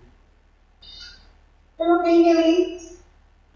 Hello? Hello, Can you hear me? Yes, Marlene, yes, I can hear you. Yes, but my question was, the some of these voodoo things that you see, and I probably spelled it wrong, but the voodoo see, the servants of this voodoo, sometimes you see them, they tell you, oh, she's a voodoo see, whatever, they don't get married.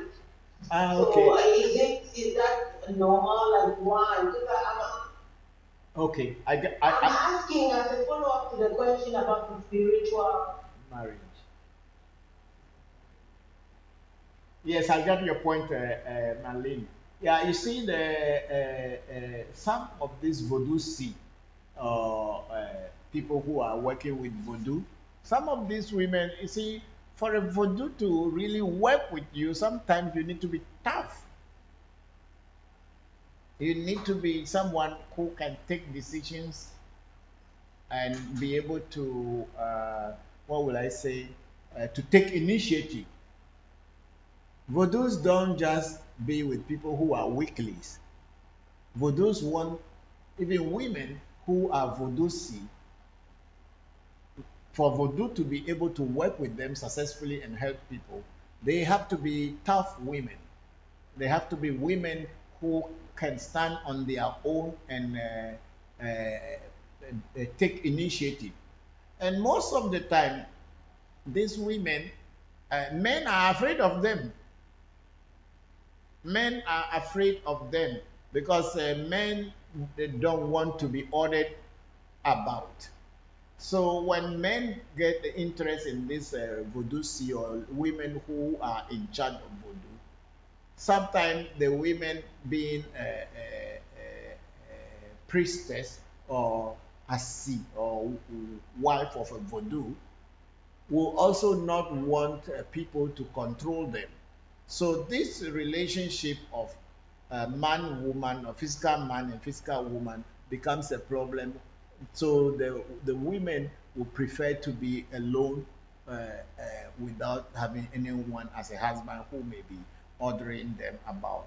And then of course sometimes these spirits of voodoos also give certain days to their in charge or the voodoo see that okay, today, tomorrow, you have to reserve this day, don't be with any man, don't be this. And maybe the husbands are not comfortable with it, but most voodoo sees are women who are tough. Spirits generally don't really just go and make you their spokesperson of mouthpiece if you are not a tough guy or you're not a tough woman. If you are too soft, no spirit will actually make you to represent them. It's rather unfortunate, but that's how it is. You need to be tough if you want spirits to work through you successfully for people. You need to be a tough person, whether you are a man or a woman. When you are weakly, no, you can't command them. These are energies and forces that are not human beings. You need to be tough in order to work with them.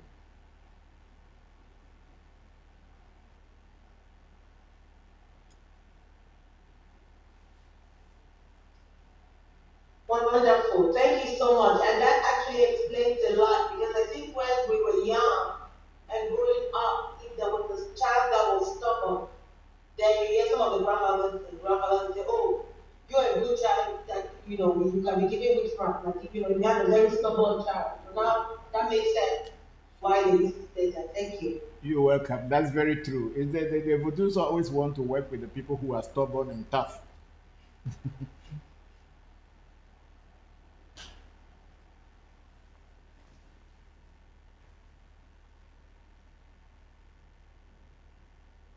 Okay, I think we are done. Okay, let's go to the YouTube. Okay, we have the Facebook still here. We're done with that one. Yeah. Then okay. Then Augustine Like Hujo Klogo. I say, Papa, I would love to learn more about every tradition and culture. Oh, thank you very much, Augustine Akwe. We are here. Millie, anytime you tune in, ask your questions. You will be learning before physically.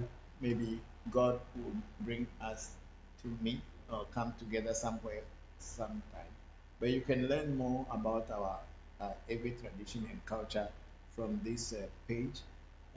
We have other similar pages that are teaching every culture, but what I would say is that a lot of them are just stealing other people's content and then using them and pretend own or they had created it or they had found it somewhere else. And when you complain that, oh, this content belongs to this person, and please, would you just appreciate them that the content you are using belong to someone?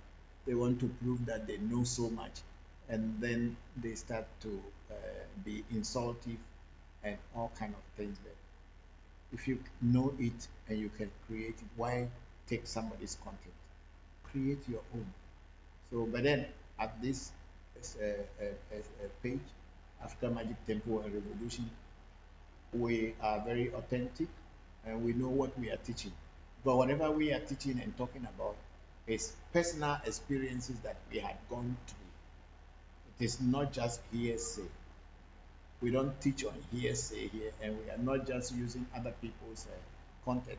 Wherever we borrow someone's content, we try to acknowledge and then give credit to such people. And I wish that any other person who is also teaching about our tradition should do so, because there's a lot of our people out there who needs our teaching, needs our guidance, so that they can trace their roots back to the origin of their ancestral spirituality. But if we are teaching this only to prove that we know with pride, to tell people that you are nobody, I am this, I am that, it will not hold. I'm just saying this because we have had some experience about a week, 2 weeks ago, where some people were using our content. When Senna complained, we got angry rather than, instead of them acknowledging that, oh, this content is from African Magic Temple or from Revolution, they would rather hide that and pretend as if it was their own content. I don't have any problem with any of them, but they should just try to acknowledge what they picked from other people.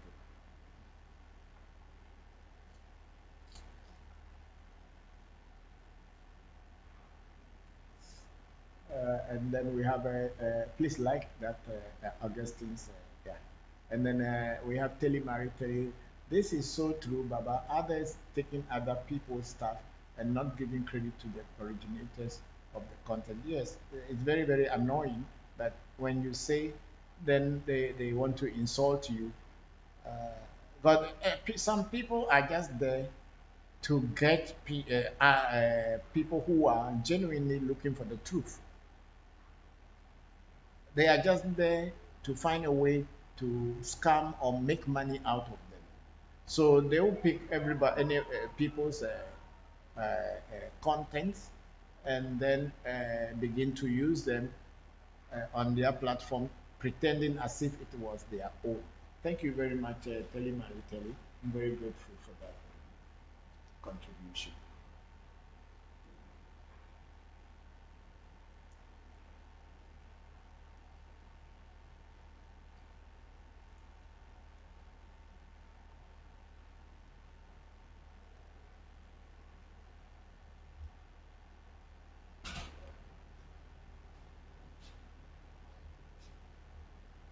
See.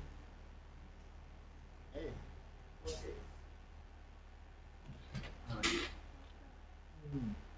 Atakwi and some other herbs and put it into an alcoholic bottle with an alcohol, and the woman will be taking a little bit from time to time so that her wounds and everything and the body will come back to normal. So Atakwi has so many uses. Hello. I said I am doing, and that's why they work with me. I don't know, but they have never really controlled me or give me orders that you should be like this, should be like that, go and be a Rasta, go and be, no, they never gave me that. I'm just me. I live my normal life, but they work with me. But I have not been teaching about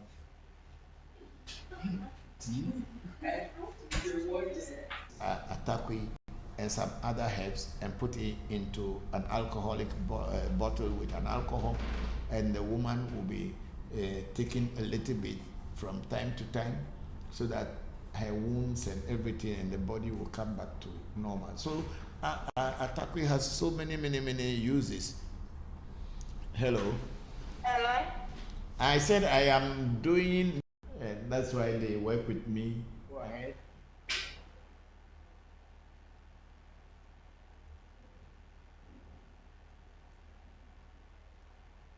Okay, we have on YouTube, Yakel is saying thank you. Thank you very much, Yakel, for the question. Thank you very much. And Adrian Smith also, thank you for giving the explanation on what as Voodoo has in the witchcraft spirit in everywhere. It's Ajay or Ase, whatever they call it, it is just the dialect. Yeah.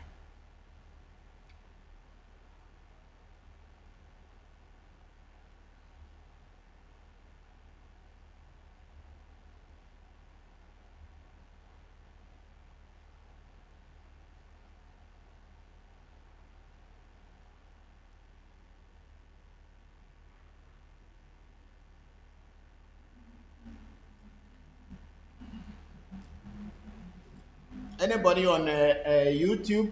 Anybody on Clubhouse, please? Somebody should come out from there with some question, please.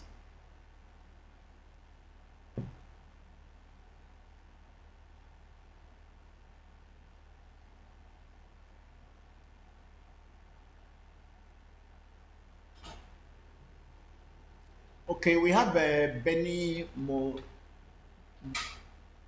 Mosuan. Yes. A blessed day, Bokor, and everyone here. Do we have rituals that can manipulate weather in Voodoo? Yes, we do. We do. Very much. We do. We have them in Africa Magic Temple here too. In Southern Africa, we have tradition of rainmakers. At least I know South Africa and Zimbabwe. Yes, in West Africa. In West Africa also we have rainmakers and people who can stop rain as well. So we do have voodoo that can manipulate weather. That's why we say that voodoo is the study of nature, trying to be in harmony with nature, have peace with nature. So when you speak to nature, if you are in harmony with nature, when you call on nature, nature will answer you, because God is nature and nature is God. There's nothing out there in the sky that is holding pen and a big book and wearing a goggle and ticking your mistakes and waiting for you to come one day, then he will punish you. It's a lie.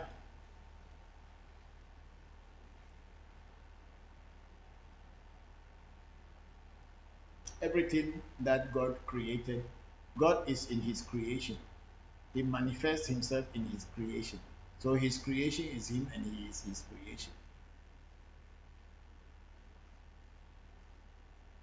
Okay, we have a Telly Marie Telly again. In voodoo coming from where you are, when some takes things that do not belong, when someone takes things that do not belong to them or steal another person's things, are there any forces that will take care of the situation, or do you let it go and let those who have taken from you receive their just due over time? Yeah, that's a very interesting question, Telly Marie Telly. Yes, we have voodoos that when you steal, we can send them after you. At least I have some here in my shrine. There were some days, some years ago. I have a voodoo which is a Hebiaso voodoo Adam. It's called Adam, and it's the gate man. It's also in at the gate, but it's inside the house. So that voodoo drinks palm wine, and it has a pot where every time we fill that pot with palm wine, when we see that the drink is getting finished, we have to fill it up. Then there were my nephews who came from the village, came to stay with me for a few days.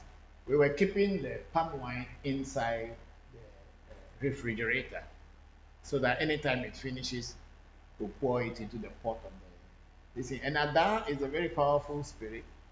So what we did was that we let everybody know that the palm wine that is there is for this voodoo, so nobody should drink it. But then we realized that the palm wine was getting finished. So I called the boys down. So I asked each and everyone that who had drunk this palm wine. Everybody said it wasn't them. So we just let it like that.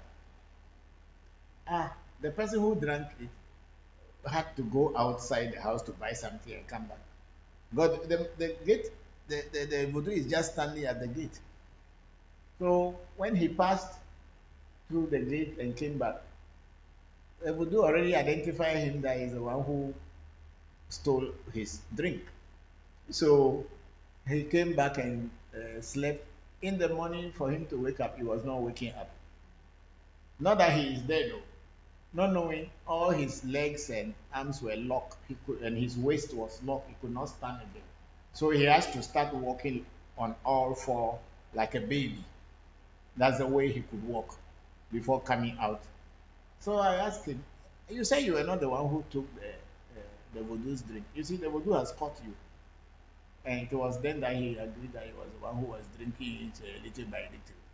So why would you just own up and let us know that you were the one drinking the drink? Didn't have caused anything. Now the voodoo itself has caught you. So we have to do rituals before he could stand up again, straight up. But even then, I think even until today, it is not totally, he is not very totally straight person. If he is, then we thank God for that. But things happen. There was another occasion where somebody stole money from my wife's wallet in our office, my wife's office. We asked everybody and nobody. So I had a small key that a friend taught me. And we put it together. And in 3 days' time, the person started feeling hot and like fever and wasn't feeling okay. I gave them money to go to the hospital. They went to the hospital. They came back.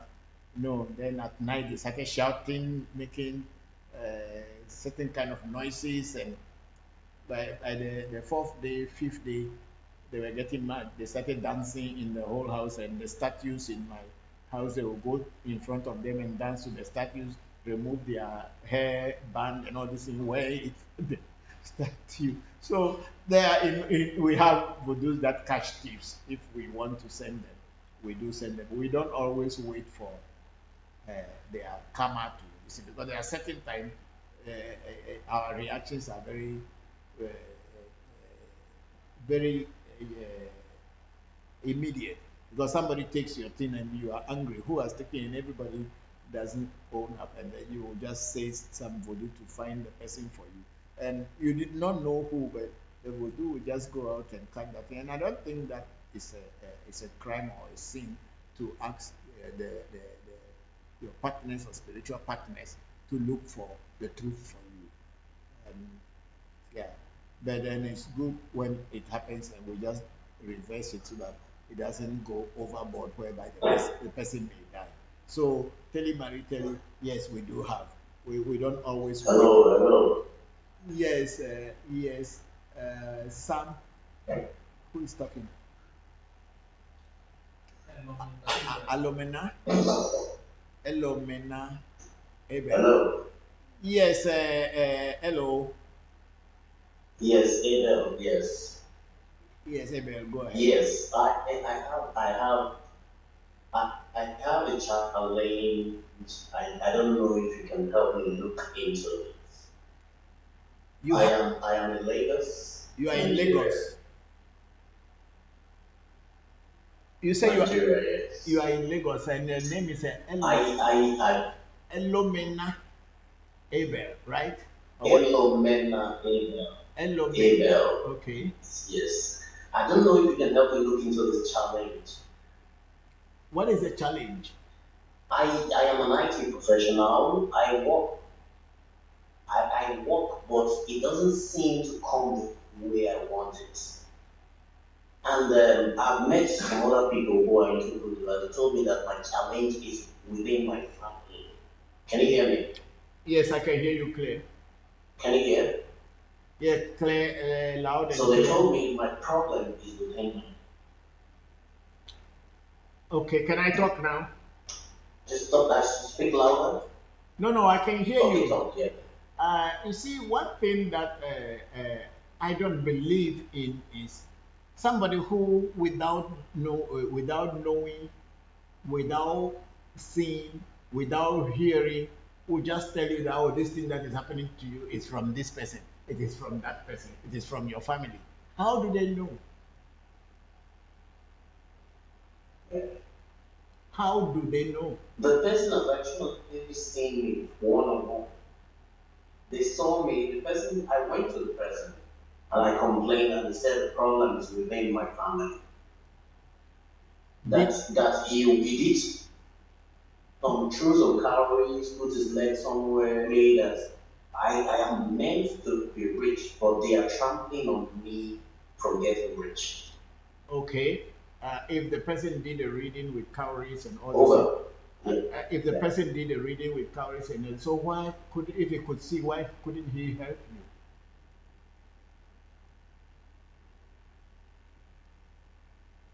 Can you hear me? That is the challenge. That's why that's the challenge. That's why I'm looking for where I can get a solution. Yeah, because I believe very strongly if someone can see by spirit telling them what is happening, the same spirit could also tell them the solution to the problem. Most of the time, people just pretend to know. People just pretend to see.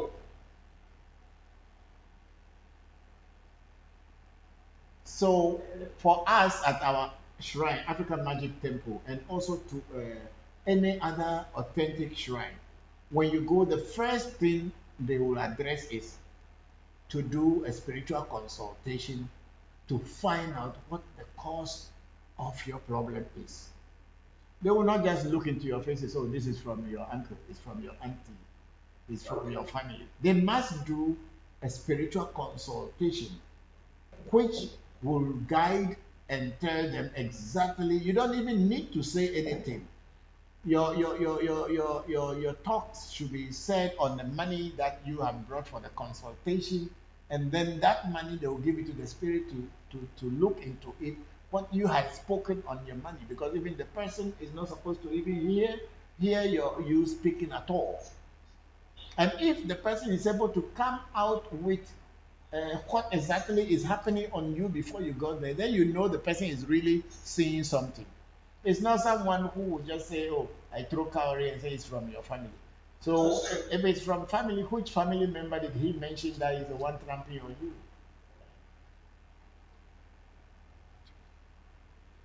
Okay, and I think the way they do it here, they don't mention the people, but he said there are three people, one lady and two male.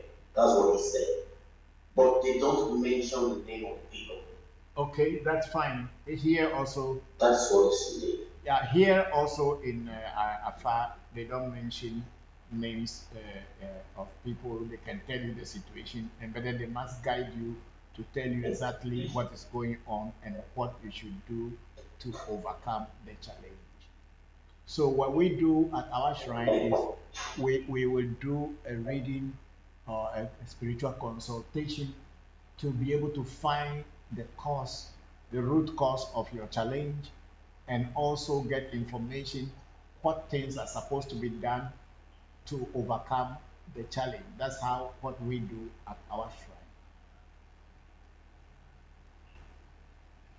Okay, I want to say something. Yes, I think I prefer doing it from outside my locality than doing it from my locality. That's why I'm on to this Zoom meeting now. Do you have a solution? Do you have anything you can do? I don't have solution to anything. It is the spirits that have solution to things. I am just but a human being like you. The only difference between you and I may be that I work with spirits, and spirits are my partners on the metaphysical plane, and then I am their partner on the physical plane. That's what we do. That's between me and spirits. I am not one who has the power, and I'm not the one who would do anything. The guidance that the spirits will tell me that do this, do that is what I will follow and do. And then they because physically spirits cannot come and do anything, but they can give me guidance to do things. Then they take it from there. Once I have fulfilled the physical part, they take it up from there to the spiritual plane. So what we do is we will do a reading, and whatever the spirits tell us, we will relate that to you. And then the things that the spirits say we should do or use to change your situation, we will let you know. And when you are ready, you provide the items to us. We will do the work, and the spirits will take it from there, because they are the ones who guide, and they are the ones who do the healing or do the change. I say I am ready. I am ready. I'm ready. I am ready. Okay, what you will do is that you will have to contact our what do you call it? Contact our number 0262. Okay, plus 233. Hold on. Hold on. Let me type it down. Yeah, plus 233. We are okay. Plus 233-262-7578, and tell them that when you want to do it, yeah, 262. Hold on. Ghana number is plus 233-262 36. You said 36. Plus 233. Yeah. 262. Yeah, 36. You are breaking. You're breaking. Can you send it to me on text? Yeah, they are sending it to you on text. You will get it. I think it has been gone. So when you do that, then you book an appointment, and we'll be able to get to you, and then we will do a divination. Tell them where you are calling from, and then they will give you the guideline. Usually we are doing a reading for people within Ghana, 400 Ghana cedis plus 2 bottles of this drink, Beefeater. But if we are doing a reading outside Ghana, we are doing a reading at which drink? It's called Beefeater. This is if you are in Ghana here. But when we do a reading outside Ghana, and we need to buy everything. We are charging people $150 US for our consultation and spiritual reading or divination. Okay. Okay. Okay. I'll contact. Yeah. I'll contact. Thank you. Thank you. Thank you, Rick. Thank you very much. Can I leave the meeting or still stay? Yeah, you can leave the message if you want to. Okay. Thank you. Yeah, you should be in the meeting. Sure, we are. When you are doing a reading, you have to be part of it. Even if we are going to use Zoom to let you watch, it's fine. We do.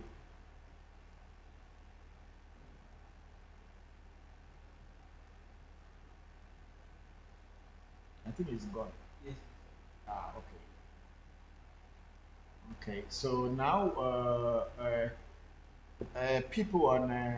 Yes. It's Marilyn wanting to ask a question. Okay, let her come, Marilyn. Let her come.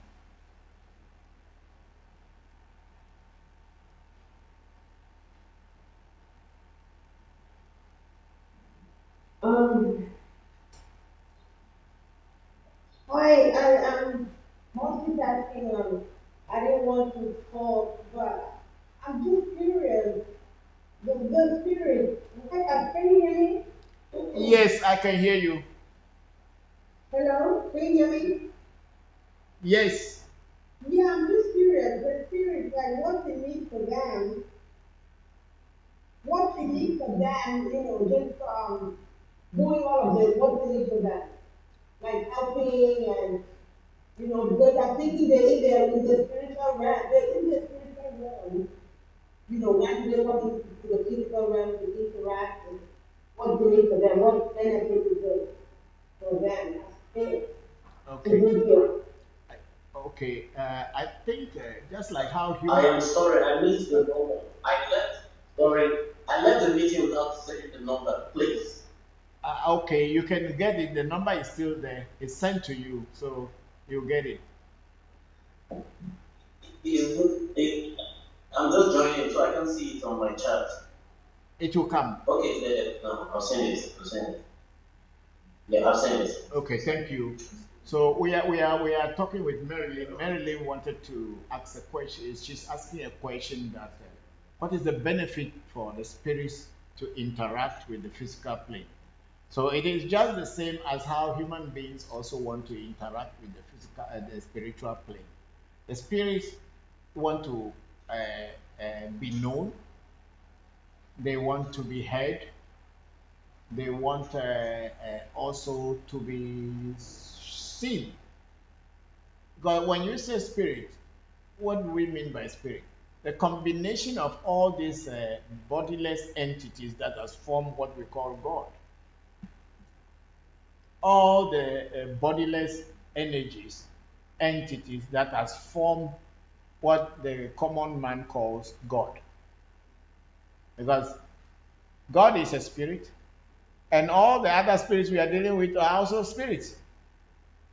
So, is God different from the spirits? No. The combination of all of this, that's what called God. So what do the spirits want to gain by interacting with human beings? They want to show us how to live. They want to help us. They want to guide us so that we can live here. Because don't forget, a day will come when we too will not be in the physical world. And our place here on this particular phase is like a classroom. We are coming to learn how to live our life so that we can learn and be perfect beings, so that when we merge into the unknown, we can one day fit in. But until we are able to be perfect, we cannot merge into the unknown. So for this reason, spirits are the guides. They are here to guide us so that we can know what to do to be able to live here in harmony with nature. So when we pass on, our path will be more smooth for us. This is what spirits want. So spirits give us guidance and they help us to go through this physical place a little bit more comfortable. The world is not an easy place to be. So it is their duty, just like it's the duty of God, to make us go through this phase of life.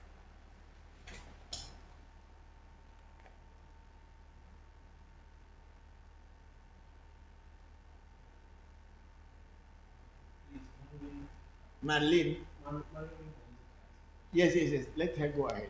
Because she asked a question, that's what I was answering. But she should go ahead. Unmute her.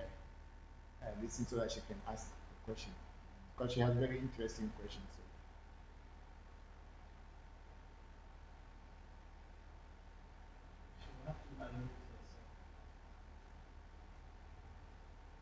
I think she. Yes, that's a good answer. Thank you.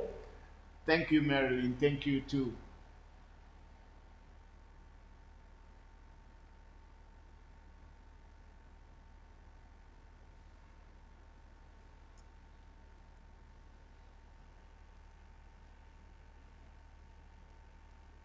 This is Samuel. Can I ask a question? Yes, Samuel, go ahead. Okay. So I think I've heard you say before that sometimes spirits don't like other spirits. And I hope I'm asking the question right. Like they don't like if you have a certain spirit, they may not like you have a witchcraft spirit or vice versa. Can you explain? Okay, Sam. You see, the spiritual world that I am aware of, the spiritual world that I deal with, is just the same like a physical world, but with bodiless entities. Here we have physical body beings like us, like human beings. The spirit world is also beings, but they are without body, or bodiless beings, let me call them so. We are human beings, but they are bodiless beings. Sometimes they can choose to take a form just to teach or to express themselves or show something and then go back into their original invisibility or into bodiless beings. So spirits, just like we may prefer to deal with somebody and also who may prefer not to deal with somebody, just like how human beings are. So there are spirits who do not like certain kind of other spirits because their makeup, maybe it is not in conformity with that other spirit's makeup. So they will not want to associate or deal with. Like in the case of Azevodu, which somebody had asked a question on Ajevodu or Azevodu or witchcraft spirit.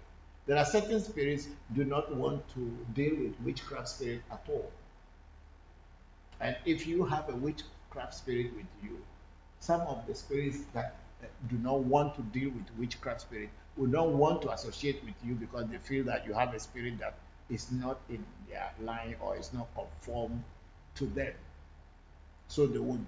So it is also that they may not even want to deal with certain people who may be negative or positive. It depends on what the spirit is specialized for, the spirit's speciality.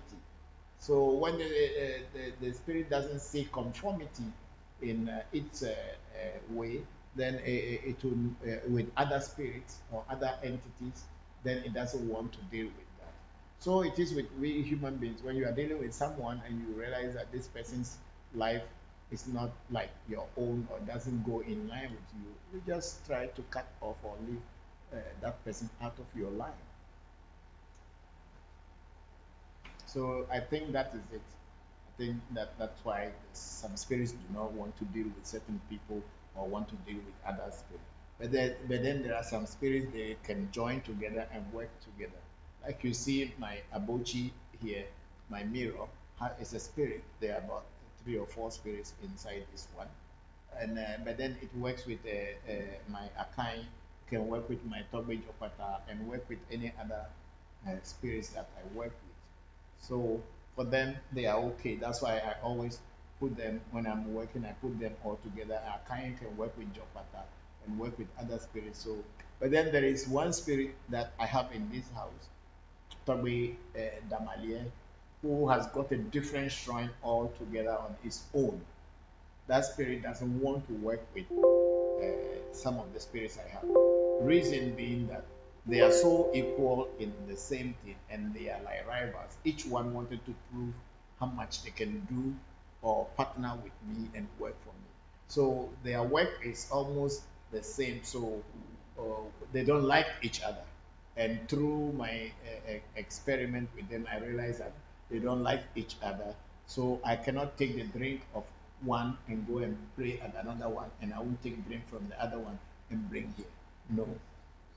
These are all experiences.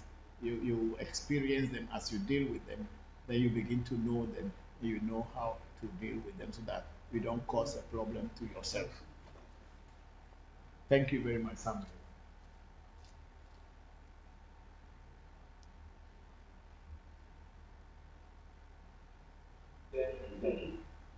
You're welcome. You're welcome.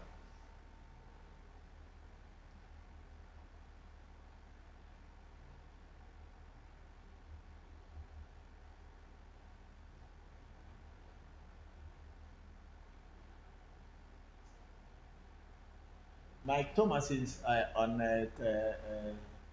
Facebook. He say, Papa, tell us more on snake goddess.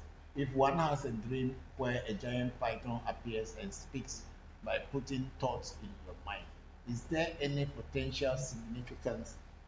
I said many times, Mike, that I don't really deal with snake goddess as such, like what we call da voodoo or voodoo da, as some people may call it, da voodoo or voodoo da, as it is called in Ewe. The voodoo da is also Ewe spirit, especially in the Yewe. The Yewe spiritual path. Hebiaso and Anyewo, which is rainbow, and all these things are considered voodoos in Yewe. But I am not into Yewe, and honestly, I have not had any snake voodoo, so I don't know so much about snake gods and goddesses because I'm not into that yet. However, when you have a dream and you see a snake in your dream, and that snake has spoken to your mind or to your thoughts, and you could understand it very well. First thing I will ask you is ask your family whether they have had any snake gods or goddesses in the family history. There is a possibility that on your ancestral line there may be snake gods or goddesses that had been there, and either they are still there and people are worshipping and praying to them, or their shrines have been abandoned and it is no more existing. And it may be coming in your dream to reactivate itself or to bring your knowledge to it so that when you start asking around, you will come across the truth. So I don't know, but I believe strongly if a snake is talking to you, it may be a spirit taking the form of a snake, or it's a snake goddess or god that is trying to communicate with you. So talk with your family and talk with people you associate with and ask them whether there is any snake gods or goddesses in your family. That's the only way you will be able to really know what the snake or the python is trying to tell you in your dream. Thank you very much, Mike Thomas. And then we have Telly Marie. Telly again said, no, it's not a crime. It's a system set up by the ancestors to keep things in order and to keep people truthful. It makes people rethink about their actions before doing wrong things. Yes, thank you very much, Telly. Thank you very much. It's not a crime. That's very true. The ancestors have put those things in place so that people can be on alert so that they don't just take advantage of others. Yeah, that's very true. Thank you, Terry Mariteri. I'm very grateful. And then we have a Kobina Akom Hatchful. Hello, Kobina, how are you? Please, can dead person who has been tied up by his killer be released to avenge his death and not be tied up again? I think that's possible, but I don't do that. Some people may do that, but I don't know how to do that. It is possible. If you people you know who has tied a person, and if the dead person has also spoken through someone to let them know that it has been tied up, then of course, if people can see it and discuss it, they can also find the solution to how to untie that person. It's very possible. Thank you very much, Kobina Akom.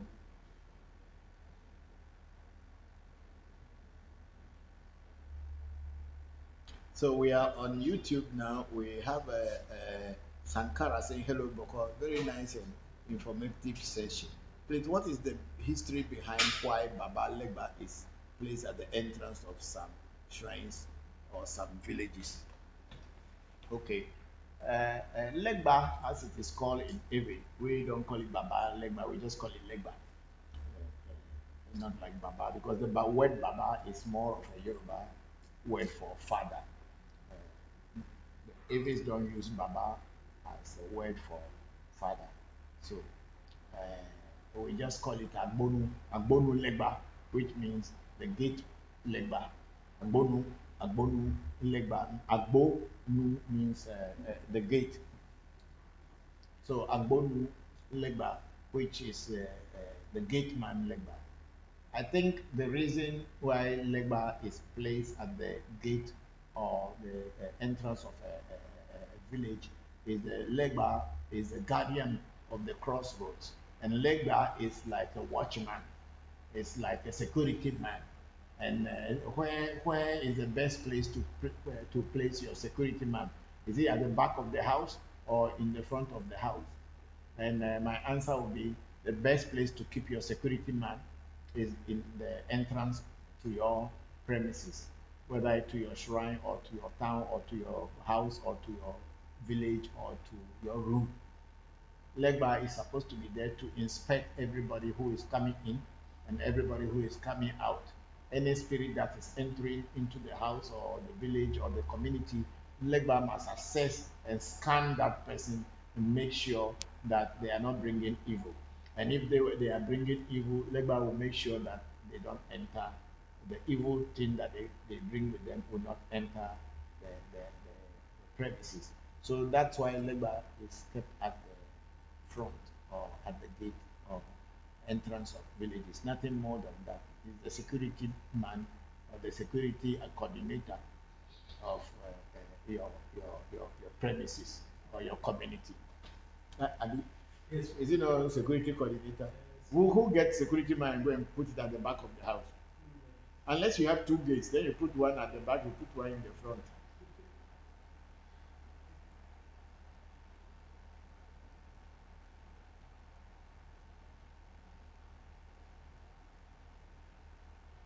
Did they feed the birds?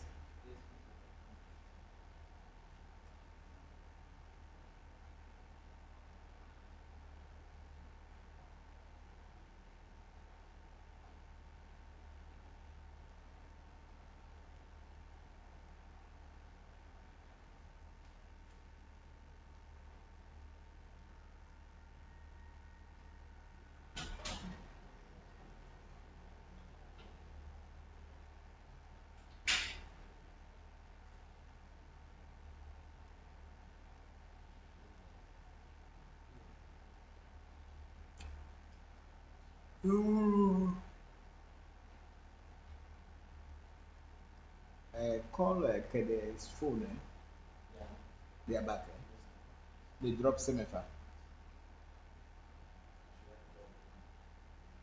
I just wanted them to be careful.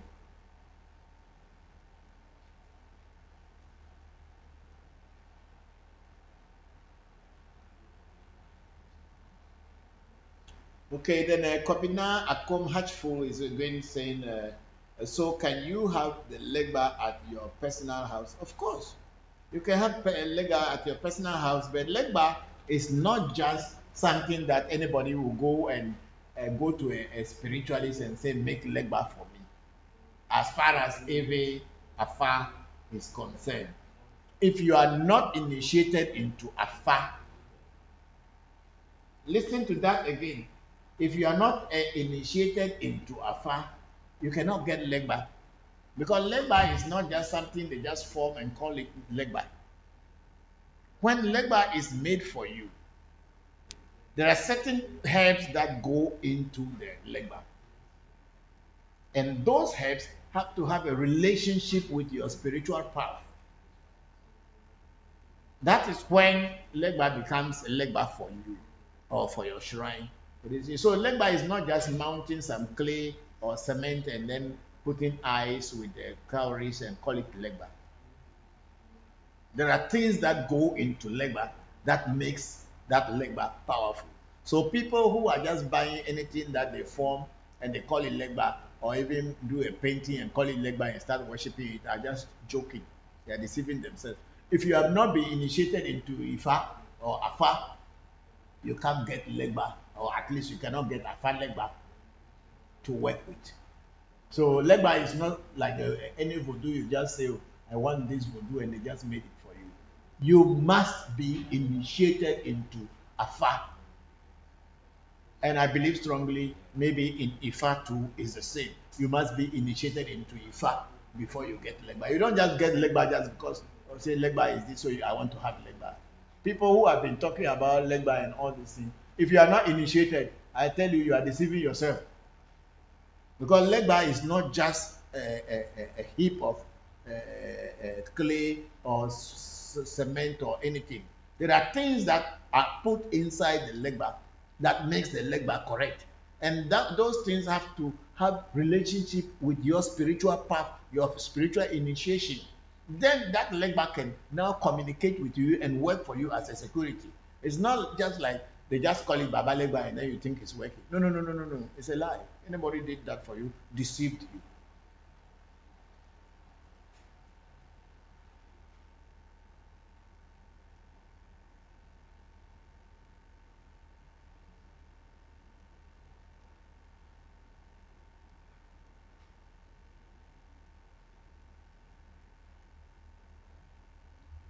Okay, Sankara is again asking a question about Legba. I think it's the same one over there. Thank you, Bokor. I want to know if there is any mythology behind. There are so many mythologies about Legba, thousands and one. And when you are initiated into Fa, they will tell you a lot of stories about Legba. But unfortunately, I am very forgetful. I don't remember all the stories about Legba. So if I'm going to say it here, I don't know whether I am correct. Like one of a story of Legba in this, what do you call it? In one of the Odus, where Legba went to, has been going to market to buy, is it Legba is Afar? I think so. Okay.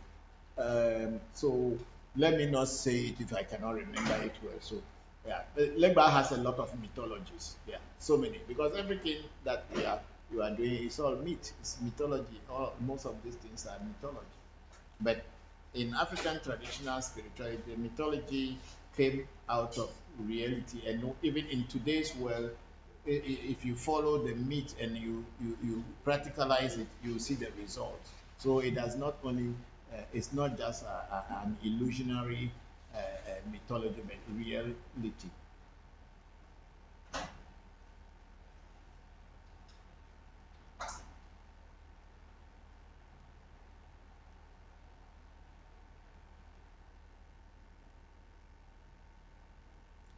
Yeah, so okay, Kobina Akom Hatfu say thank Papa for the clarification. Thank you to Kobina. Thank you very much. And then Ifa Kemi Aisha Maskenet and Ame. Thank you very much, Ifa Kemi. It's been a while. I haven't seen you here for a while. Thank you very much for joining the section, and then happy Mother's Day to you. Thank you. And if I can say greetings, Papa, Baba, and everyone else. Blessed day to all. Just here enjoying the knowledge. Ashio, thank you very much. If I can, we are very grateful that you joined. Then we have Emmanuel Basnight saying, hello, Papa. My name is Emmanuel Basnight, and I live in Chicago, Illinois, 3 years ago. I had a dream where a woman told me about the white candle flower. The white candle flower. I researched the plant and purchased it. I have had it for 3 years, and I have been working with the plant. I'm curious to know if you have heard of this plant, since it's thought to have West African origin. No, Emmanuel Basnight, I don't know. I've never even heard that as a flower called candle flower. No, I've never even white candle flower. I have never even heard about it, and I've never seen it before. No one had ever told me about it any time before, so I don't know. Shehu, I am in the house. I'm working now. You can come if you want to come. Press the bell. They will open it for you.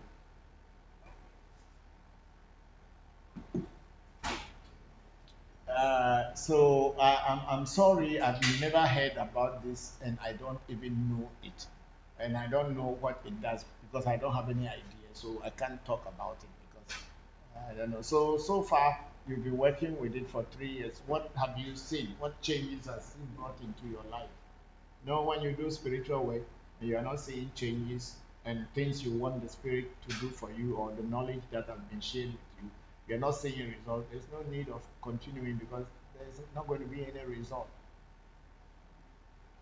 But when you do spiritual practices, it must bring results to you, and it is because of results that's why you went in for that. But if you after doing it for some time and there's nothing changing and there's no result, there's no need to continue. Then it is just like a white elephant. It has nothing, it has no use. Thank you very much. And then Telly Marie Telly says, so true, there is a certain work that is done, certain prayers that are said by the priest to create him. He is created by the priest to connect with the person he was created for, so he can bond with them and the person can bond with him. That's if you receive your own Legba. If you that's if you receive your own Legba. It is created with you in mind. Thank you very much, Telly Marie Telly. Yes, you are so true. Legba must be created for you for a purpose, and you must bond with the Legba, and the Legba will bond with you. So when you give it a task to do, it will accomplish the task, and then the pledge or the promise that you have made to the Legba, you must fulfill your side of the bargain. So, Telly Marie, thank you very much for the insight. I'm very grateful.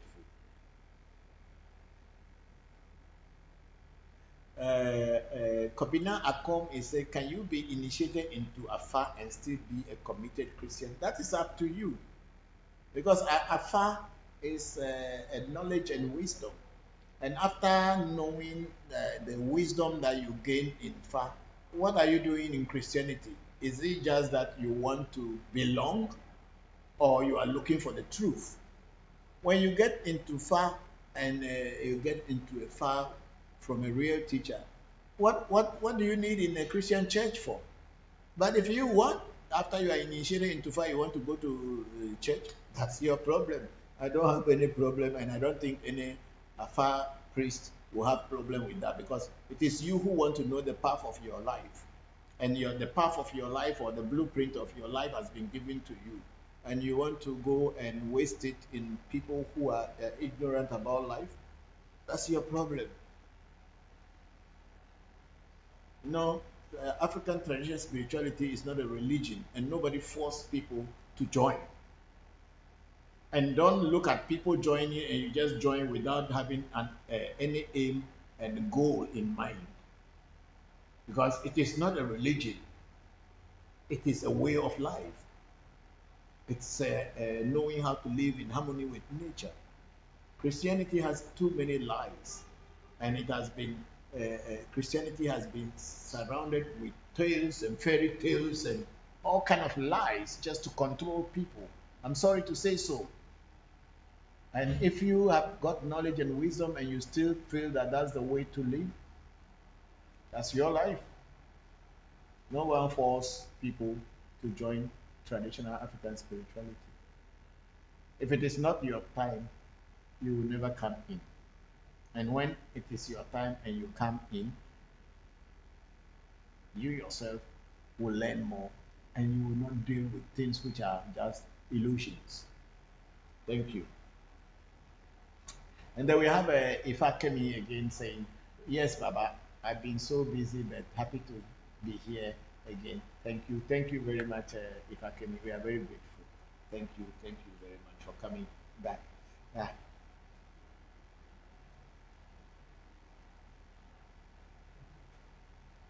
And then German is a good afternoon, Togbe. Is there any connection between Freemason Lodge and black magic? Mr. German, me, I not joined Freemason before.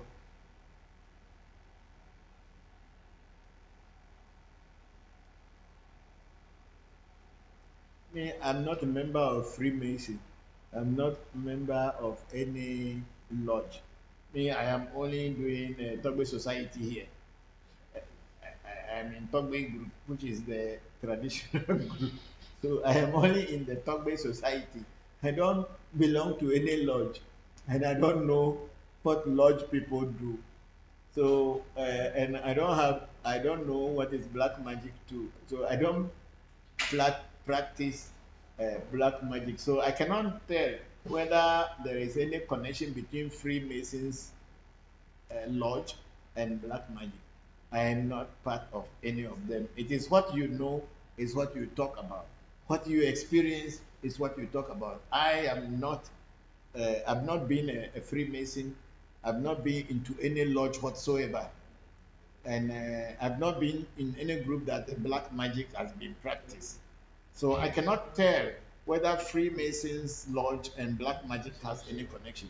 As I said earlier, I only belong to Togbe Society. Togbe Society because we call the spirits Togbe, and we call our ancestors also Togbe. So me, that's where I had been all these years. So I don't know. Maybe you talk with people who are Freemasons and people who practice black magic. They may be able to tell you proper answer. Because for me, I don't even know them. I know that people are called Freemasons. I know that a lot of people are in Freemasons, but I'm not among them. How can I know they are using black magic or they are not using black magic?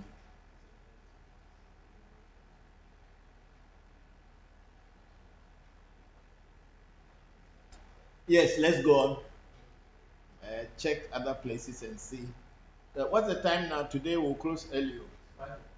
It's 5 o'clock. Okay. Let's take about another 15 to 20 minutes and then we can close. Yes, I have a loose stick here. Say, Papa, please, what do you make of spirits who have no priests? Let me take that again. He said, Papa, please, what do you make of spirits who have no priests? Is it safe to visit such places? If the spirit doesn't have a priest, what are you going to go and do there? And who is going to talk to the spirit on your behalf?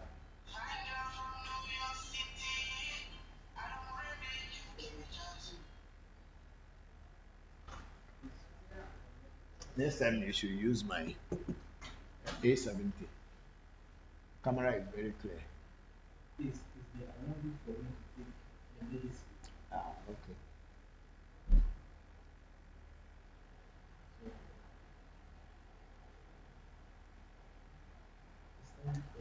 Go and take it. You set the alarm, so take it. So let's take. See, when there's a spirit that does not have a priest, maybe in the past they had a priest, And why is it that they don't have any priest now? Either people have abandoned the spirit because they have become Christians, or they become religious, or they become what we call modern people, that everything that is traditional and ancestral is archaic and is dirty, and they don't want to associate with that anymore. So when you visit this spirit, how are you going to communicate with them? Sometimes people abandon spirits also because the spirits are killing others, and because spirits are killing others, they can people will be afraid of the spirit and abandon it. That's another way. So you who do not know anything about the spirit, how do you visit there, and what are you looking for? Well, one thing you should always keep in mind: spirits can see you, but you cannot see them. They are invisible entities. They don't have physical body, but they can be sitting beside you holding a club, or even holding a gun or a cutlass, and you don't see them. So you cannot know what they are going to do. And if they are going to strike you, they are not striking your physical body, they are going to strike your spiritual body. And then when they strike your spiritual body, it will affect your physical body. So to go to a spirit that has no priest, and you don't have any guide or someone to tell you, you must be careful. Then, unless of course, if the spirit itself has come to you in your dreams or through a reading and all these things, and even then you must question that why no priest is in charge, and also to ask whether that priest or that spirit can is a spirit that is not harmful, and is it okay for you to visit there without being harmed. So you must think about all this and ask these questions to whoever is doing a reading or consultation for you before you take the chance, because we don't know spirits. We are dealing with them, but we don't know them 100%. And then Lastic went on to say there is one spirit in Benin called Dankoli. People go there and make requests, and there are a lot of people who return to keep their promise. Okay, if the people are going there and making a request, and their request is being fulfilled, and they are returning to say thank you, then maybe you must go as well. But you must make an inquiry on that spirit.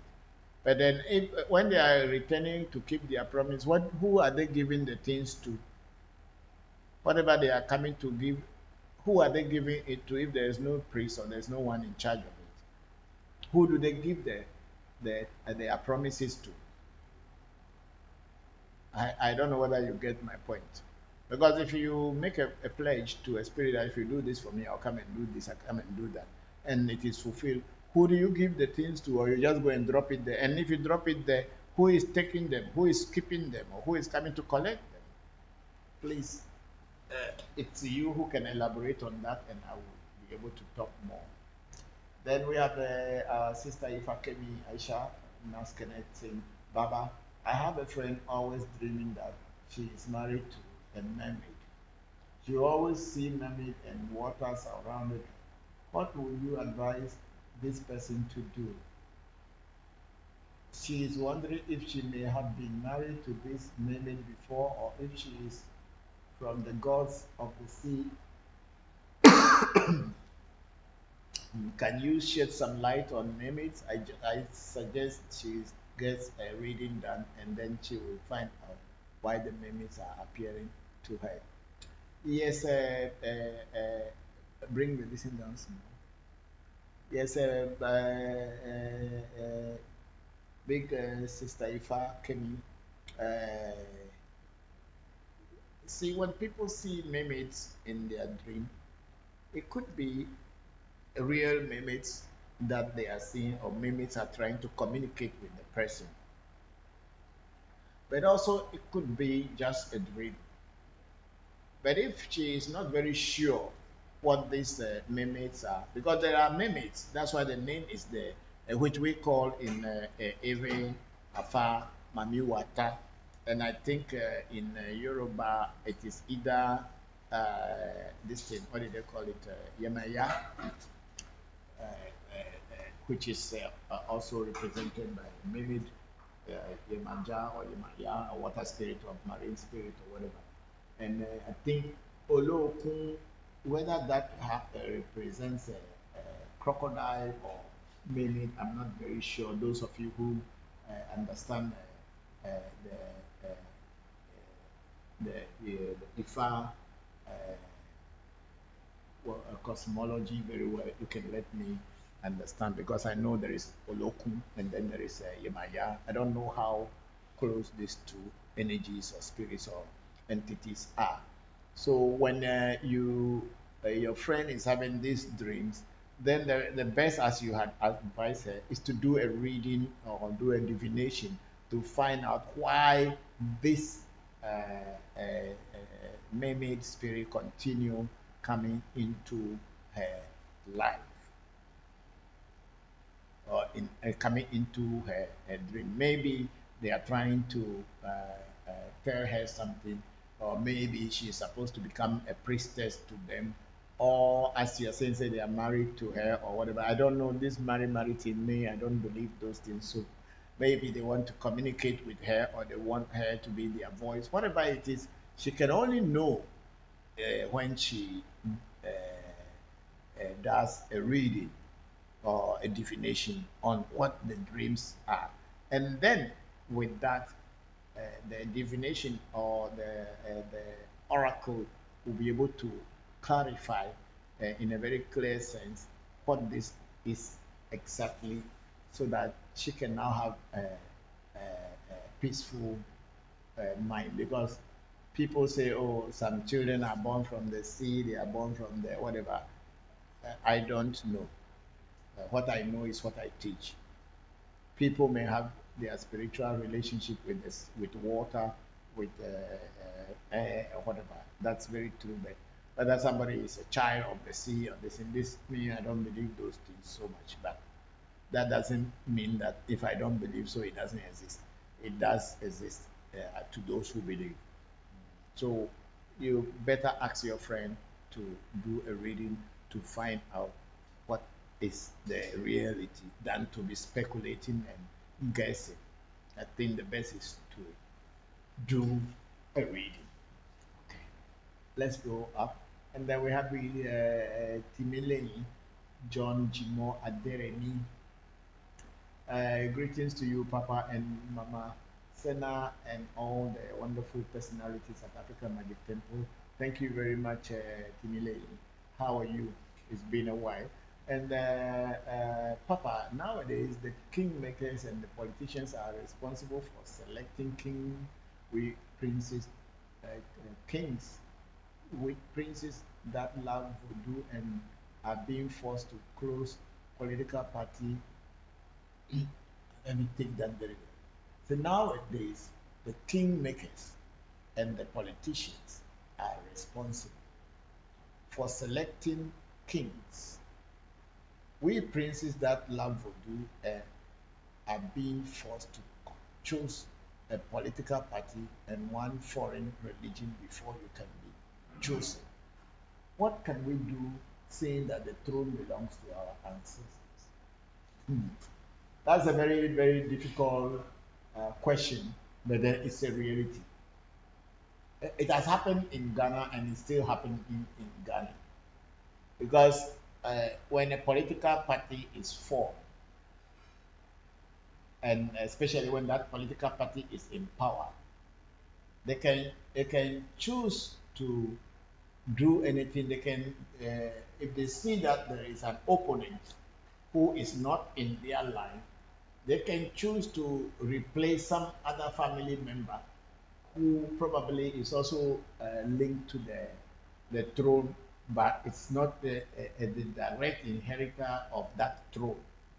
But because it's political power, it's a very powerful power, they can manipulate and remove you, the princes and the princesses, from actually getting your inheritance. What you would do in this Timile is get a priest, most probably from a place that you can trust. When I say a place that you can trust, it's like place where it's far from your environment, your the political environment in which you are. A place that when you go there, people will not influence the reading. Because since the politicians can influence, they can easily influence some other priests in the surrounding area. So you get someone or a priest within the palace or within that royal family who is also very good to do a reading, do a divination, to ask your ancestors what you should do. And then, if that is done, your ancestors will be able to direct that priest to tell you what kind of vosa or ebo, as you call it in Yoruba, ebo that you will do so that whoever the political parties are trying to influence, if it's not a direct inheritor of the throne or the ancestral stool or the chieftaincy throne, would never ascend that throne and be alive. Yes, there are rituals that can be done if it's something that doesn't belong to you. You are trying to use force to take it. When you take it, you die. The ancestors will call you and ask you, what right have you to this? That's what Africa power is. It's not a wickedness to ask your ancestors to judge who should be on this throne. But if after doing all that, but then the person is still there, then that means your ancestors are not angry. They just want certain things to happen. There is also possibility that the people who are the princes and the original people somehow are no more minding the actual tradition. So the ancestors are trying to teach you people a lesson by allowing someone to come and take your inheritance. So that could be, but I believe very strongly when a proper reading is done and proper rituals are done, if whoever is on the throne and it does not belong to the person, your ancestors will invite that person to come and answer them a question. That's what we do in our area. We will call the ancestors because after all, the throne belongs to the ancestors. We are just children, we came to meet it. And they are the ones who have put it down. So we will summon them to the ancestors so that the ancestors will judge. They will become the judge. Over the Vimedra Ablime Kojo. Egbeche Kojo, a choche Kojo, Meshiagbe Kojo. Means a child cannot go to court with the ancestors. You cannot take the ancestors to court. They will be calling you to come to court every day.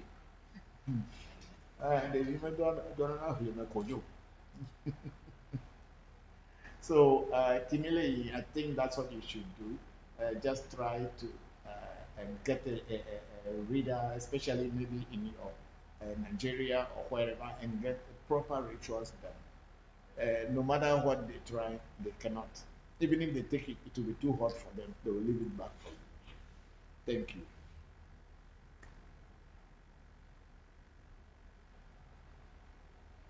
Okay, we have Ashui Nyanyue SK. Good evening, Baba. May the gods be with you always. Please, if you have a drum, Adabatra, in Ebe, in your family, and it has been neglected for long, yet you feel you are supposed to be the priest for it, what do you do so you can connect with it and serve it? Okay. Nyanyue, thank you. What you will do is that you need to do a reading. You need to do a divination. you need to do a spiritual consultation so that you can know what the Adabatram means. Because Adabatram is actually a warrior drum. It's not for children, and it is not just for anybody to be in charge of Adabatram. Most often, the drum itself chooses who will be its priest, because it's also a spirit that was put in the form of a drum. And if you remember or you know, you realize that the Adabatram it is only certain times that they bring that drum out. And when they bring it out, the reaction of people who are around it and the person who carries it and the people who are drumming it, all you can realize is that some spirit is on them, that they are no more themselves like normal human beings.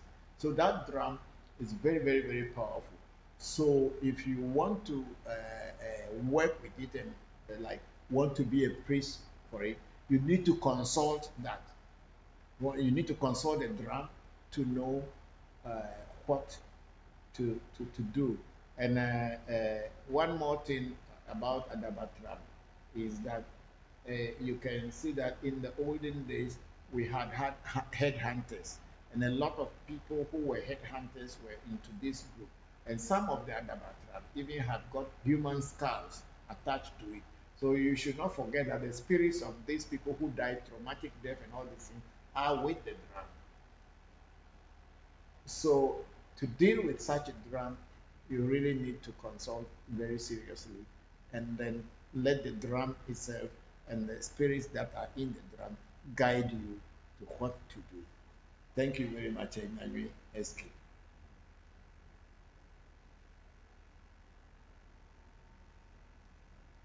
Okay, Terry is explaining to me about my question whether Olokun and Yemaya and this is so. He said that Yemaya, Olokun, and Oshun are associated with mermaids at the Oshun temple.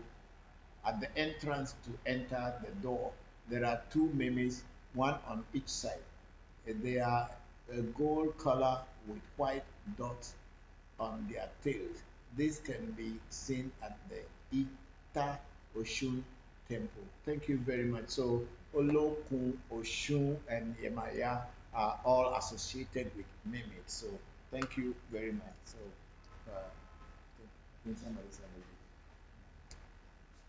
thank you very much. Then we have Timilei John Jimo Aderemi saying thank you, Papa. Thank you too very much, Timilei.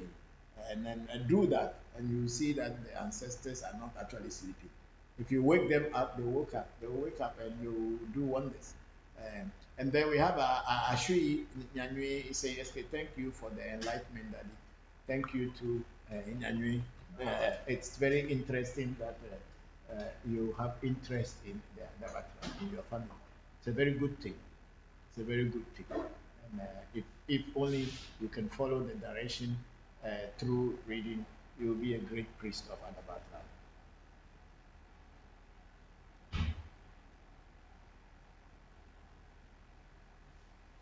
Okay, we have on YouTube, we have Kendra Hill say, Alafia. Hello, Alafia. Good evening, family. Good evening to you, Kendra. Alafia. How are you? Thank you very much. And then Benny Musquan say, how do you define and treat cancer according to the Ewe Voodoo tradition or African wisdom in general? We don't have the sickness called cancer in our Ewe tradition, but people do healing and treatment of different sicknesses. So when you say cancer, because that word is not in our language, cancer, we don't know what it is, but we can have the sickness that, or this person has a sickness of this, sickness of that, sickness of this, but we don't know whether it's called cancer or it's not cancer. In our language, the word cancer is not there. But our people treat they treat sicknesses, they do healing and all these things. Most of the time, they will just have to do a reading and then in the reading, if they know what is happening on the person, and then they will be taught the remedy, what to use to cure that sickness. So we don't have the word cancer, so I cannot talk about cancer. But our people heal, they do healing. Thank you very much, Benny Moscow. Thank you very much. I think we don't have a, we are almost done. Okay, who is this one?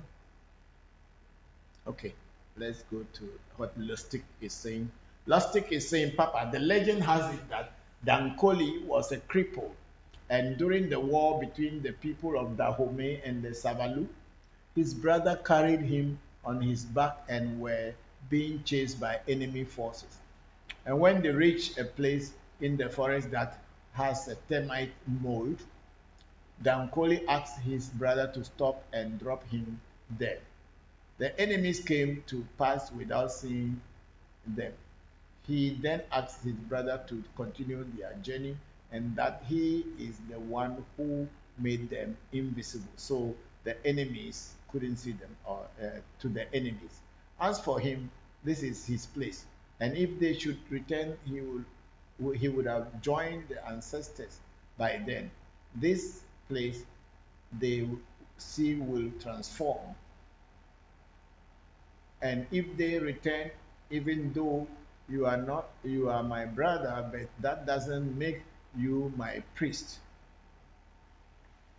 Okay? Anyone can come to me for help, but after I fulfill their wishes, they must make sure to keep their promise, even including you, my brother. That is when they realized Dankoli was a spirit all this while. That is when they realized Dankoli was a spirit all this while.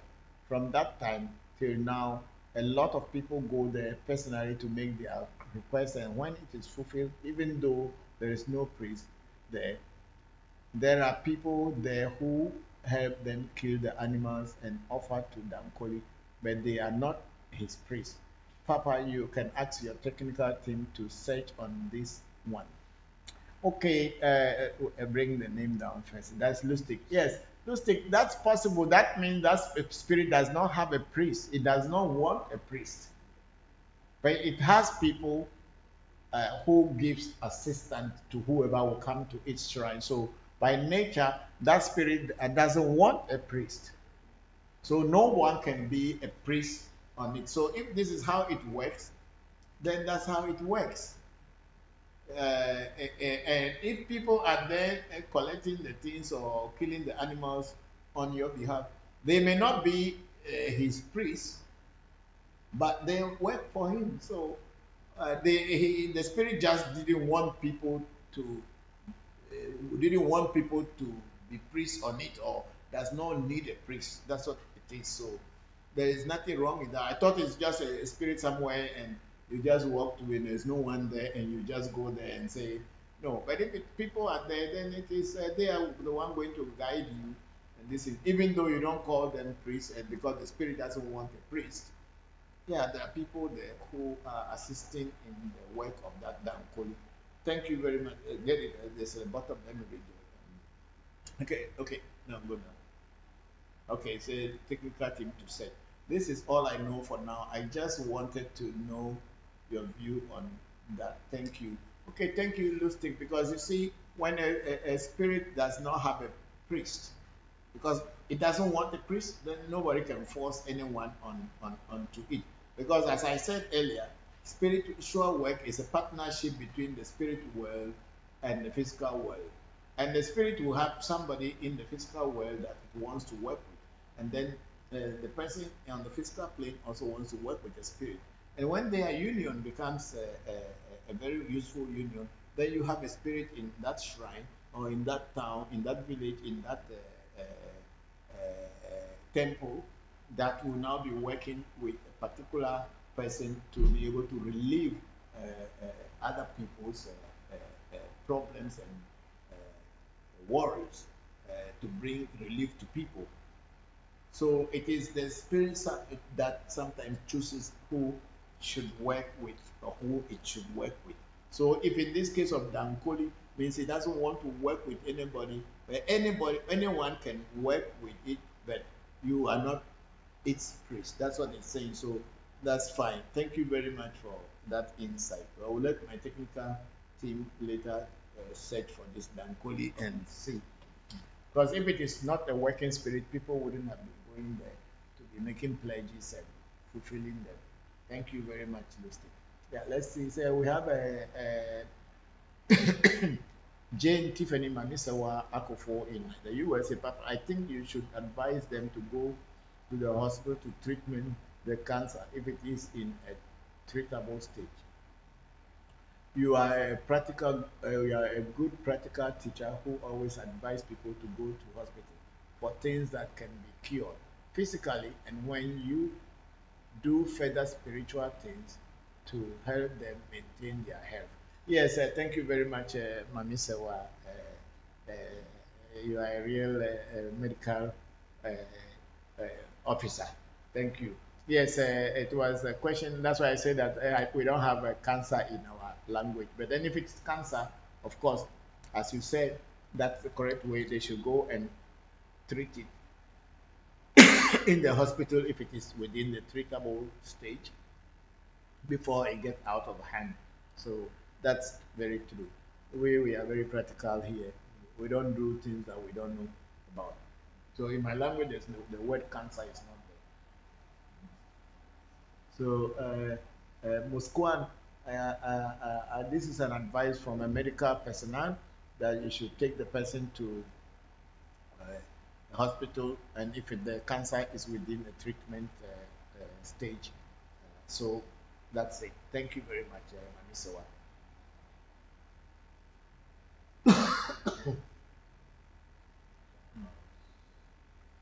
When I start coughing like this, means I am hungry.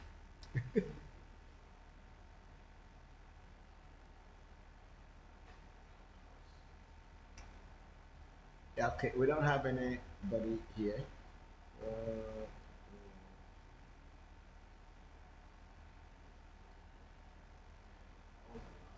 That's the last one. Go on to YouTube and let's see if we have.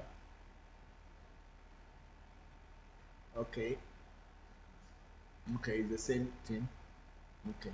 So that's Benny Moscow was asking that question. So please let the person go to hospital. If I know definitely they might have been to hospital. That's why you're asking. But still, we advise that they go to hospital. And because in my language we don't have the word cancer, we don't know which kind of sickness is it, because the cancer is in different forms. People have brain cancer, brain tumor, breast cancer, colon cancer.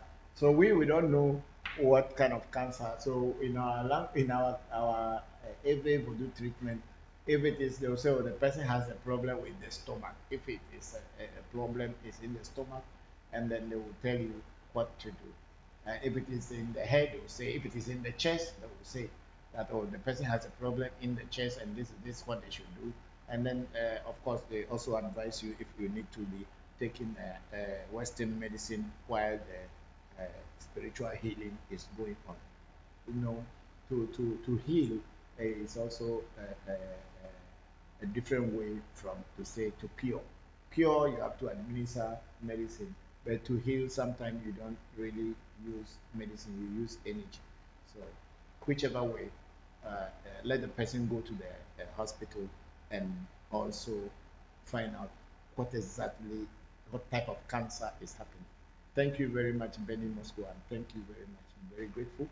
And I think we are done for today. I've not heard anything from Clubhouse today. Everybody is quiet, and I don't know whether Senna is there or he is not there. So. Good evening. These are the questions.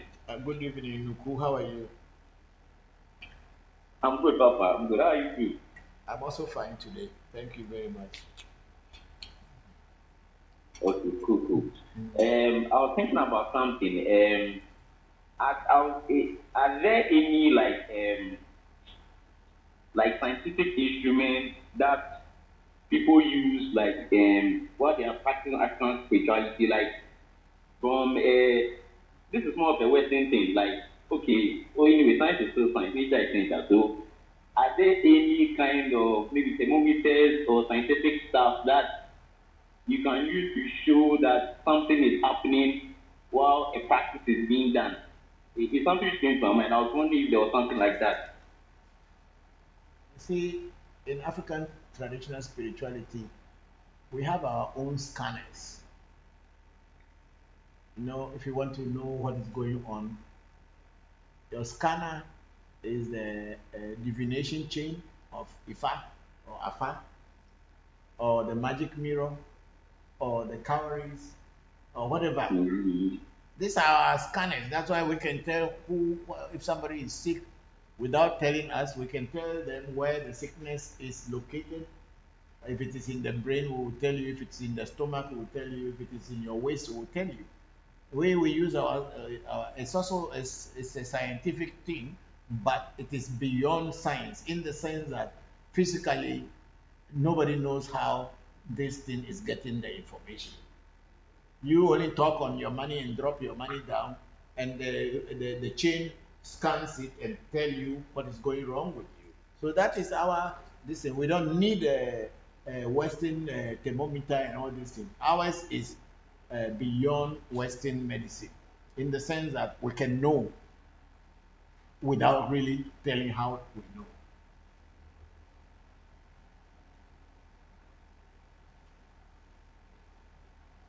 Thank you, Papa. You're welcome. Thank you too. I have another question. If, for instance, you have, like in the family, there's maybe a Legba, Yeah. do you still need to be initiated into Ifa or Afar, or you may need to go to you may need to go to your family to understand maybe the rituals that you need to done to communicate with that Legba, or you need to still be initiated into Ifa or Afar?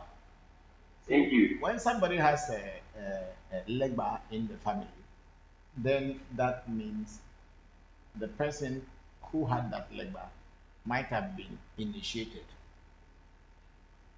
And maybe with time, the person has died and left the Legba there. And that Legba is standing there. People go to it to pray to it, and maybe it delivers. But for you to be able to work with that Legba successfully, you need to be initiated. It's not like a car. It's not like a car that your father drove it and he died, so you can just jump onto it and drive. Yes, you can drive it, but in the case of spiritual things, you need to have a deeper insight into it to be able to make it work successfully for you. Even then, even if your father has a car and your father had been driving it and he died, if you don't go to driving school and you don't know anything about driving, you can't drive it. Can you? No, you can't. You can't. The car will be there. You will be watching the car. You can go and wash it. You can go and sit inside the car and be turning the steers and telling yourself that you are driving it. But you can't drive it because you don't know driving. So it is not that easy to say that somebody's Legba is there, unless, of course, when they make what we call a duli or a duto or dulegba. When they say dulegba in Ewe, means that there's a legba for the community, and that legba, some people may call it apeli, which is a duli, or apeme legba or dulegba. People will call it duli, or some people call it dulegba. If that one is there, then it is the whole community's legba. In that sense, there are certain people within the community who are supposed to be in charge of that particular legba or voodoo. Usually, it is what we call the apeto fear. Apeto fear. the people who are like the owners of the town. The accounts call it Omankrado. Omankrado. They are supposed to be the ones that are taking charge of the Omai or the town or the community. So they are in charge. So they are the ones whose ancestors have been guided to pray to this. So anybody from that Omankrado line goes to pray to the Legba or the Voodoo will accept. Okay. And in Ebe, we call them a Dufia or Duto, a Petofia. So they are the ones who the town, when that thing had been set up, that they were the ones that are supposed to be in charge. So their generation will continue to pray there and everything in the village will be okay. What will happen is that when you need anything from that Legba, you can't just go straight to the Legba. You need to consult with the people in charge and they will tell you what to bring and they will go to the Legba and pray on your behalf. But you cannot just bring drink and say, oh, because there's a Legba in my town, it is for this family, it is in the town, so I'm just praying to it. They will not listen to you. You must find who is in charge. And then the person who is in charge will pray for you. And then the prayer will work.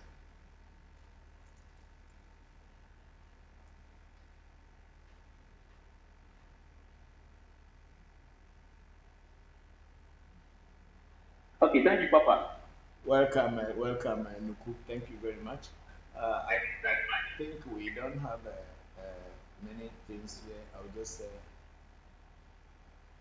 okay, we are done with this one. So I'm going to say a prayer for all of us, and then I will close today's section. Thank you all very much for being with us and being with me with your beautiful questions. I am very happy we have learned something again today. Oh my God, I'm not going to be some longer critical among us. Say your talk, I'm a doctor, say no, say no, it's okay. Oh my God, one of my video could have been Indian woman on your Indian except for Polico. You only have to pay back a chin. I have any go. Mayor, I pay a pepper with those about that for people. I pay to a senior, I pay to a woman who know. You know, no assistant who got mayor, my as a government, I pay to a government. Pelito nya pelo pelima na mesi do wa pelima na mesi o be an mo pona o yo mi apete yo me yo akin to la be ni on sese kwa right now dagbe be yo mi okeke dagbe lo Samson me la pe mesia okay me nu fia bo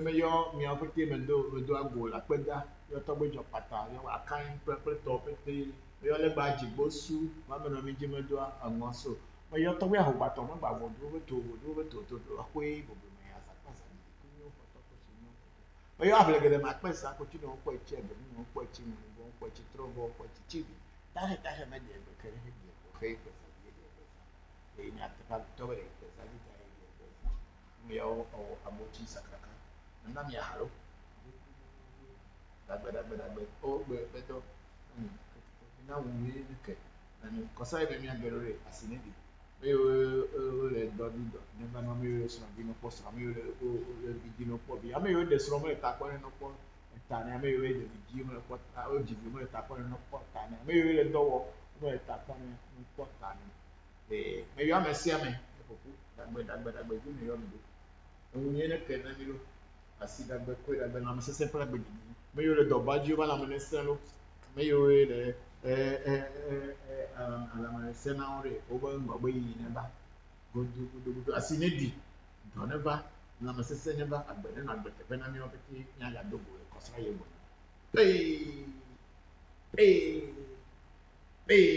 ache. Okay, so I am done. I've prayed for all of you. I pray for good luck. I prayed for success. I prayed for your health. And those of you who want wives or your husbands, if you are not getting spouses, may the doors open for you. And those who have got spouses but they are not finding good happiness in the relationship, there should be happiness. People who are looking for work should get work, and those who are working already, may you get success in whatever you are doing. Those who have got children and their children are not listening to them, may the gods open the ears of these children so that they can listen to their parents. And parents who are looking for children, may the gods open the doors so that you can have children. May the ancestors continue to be with you and bless your work, bless your life, and give you all good health. Thank you.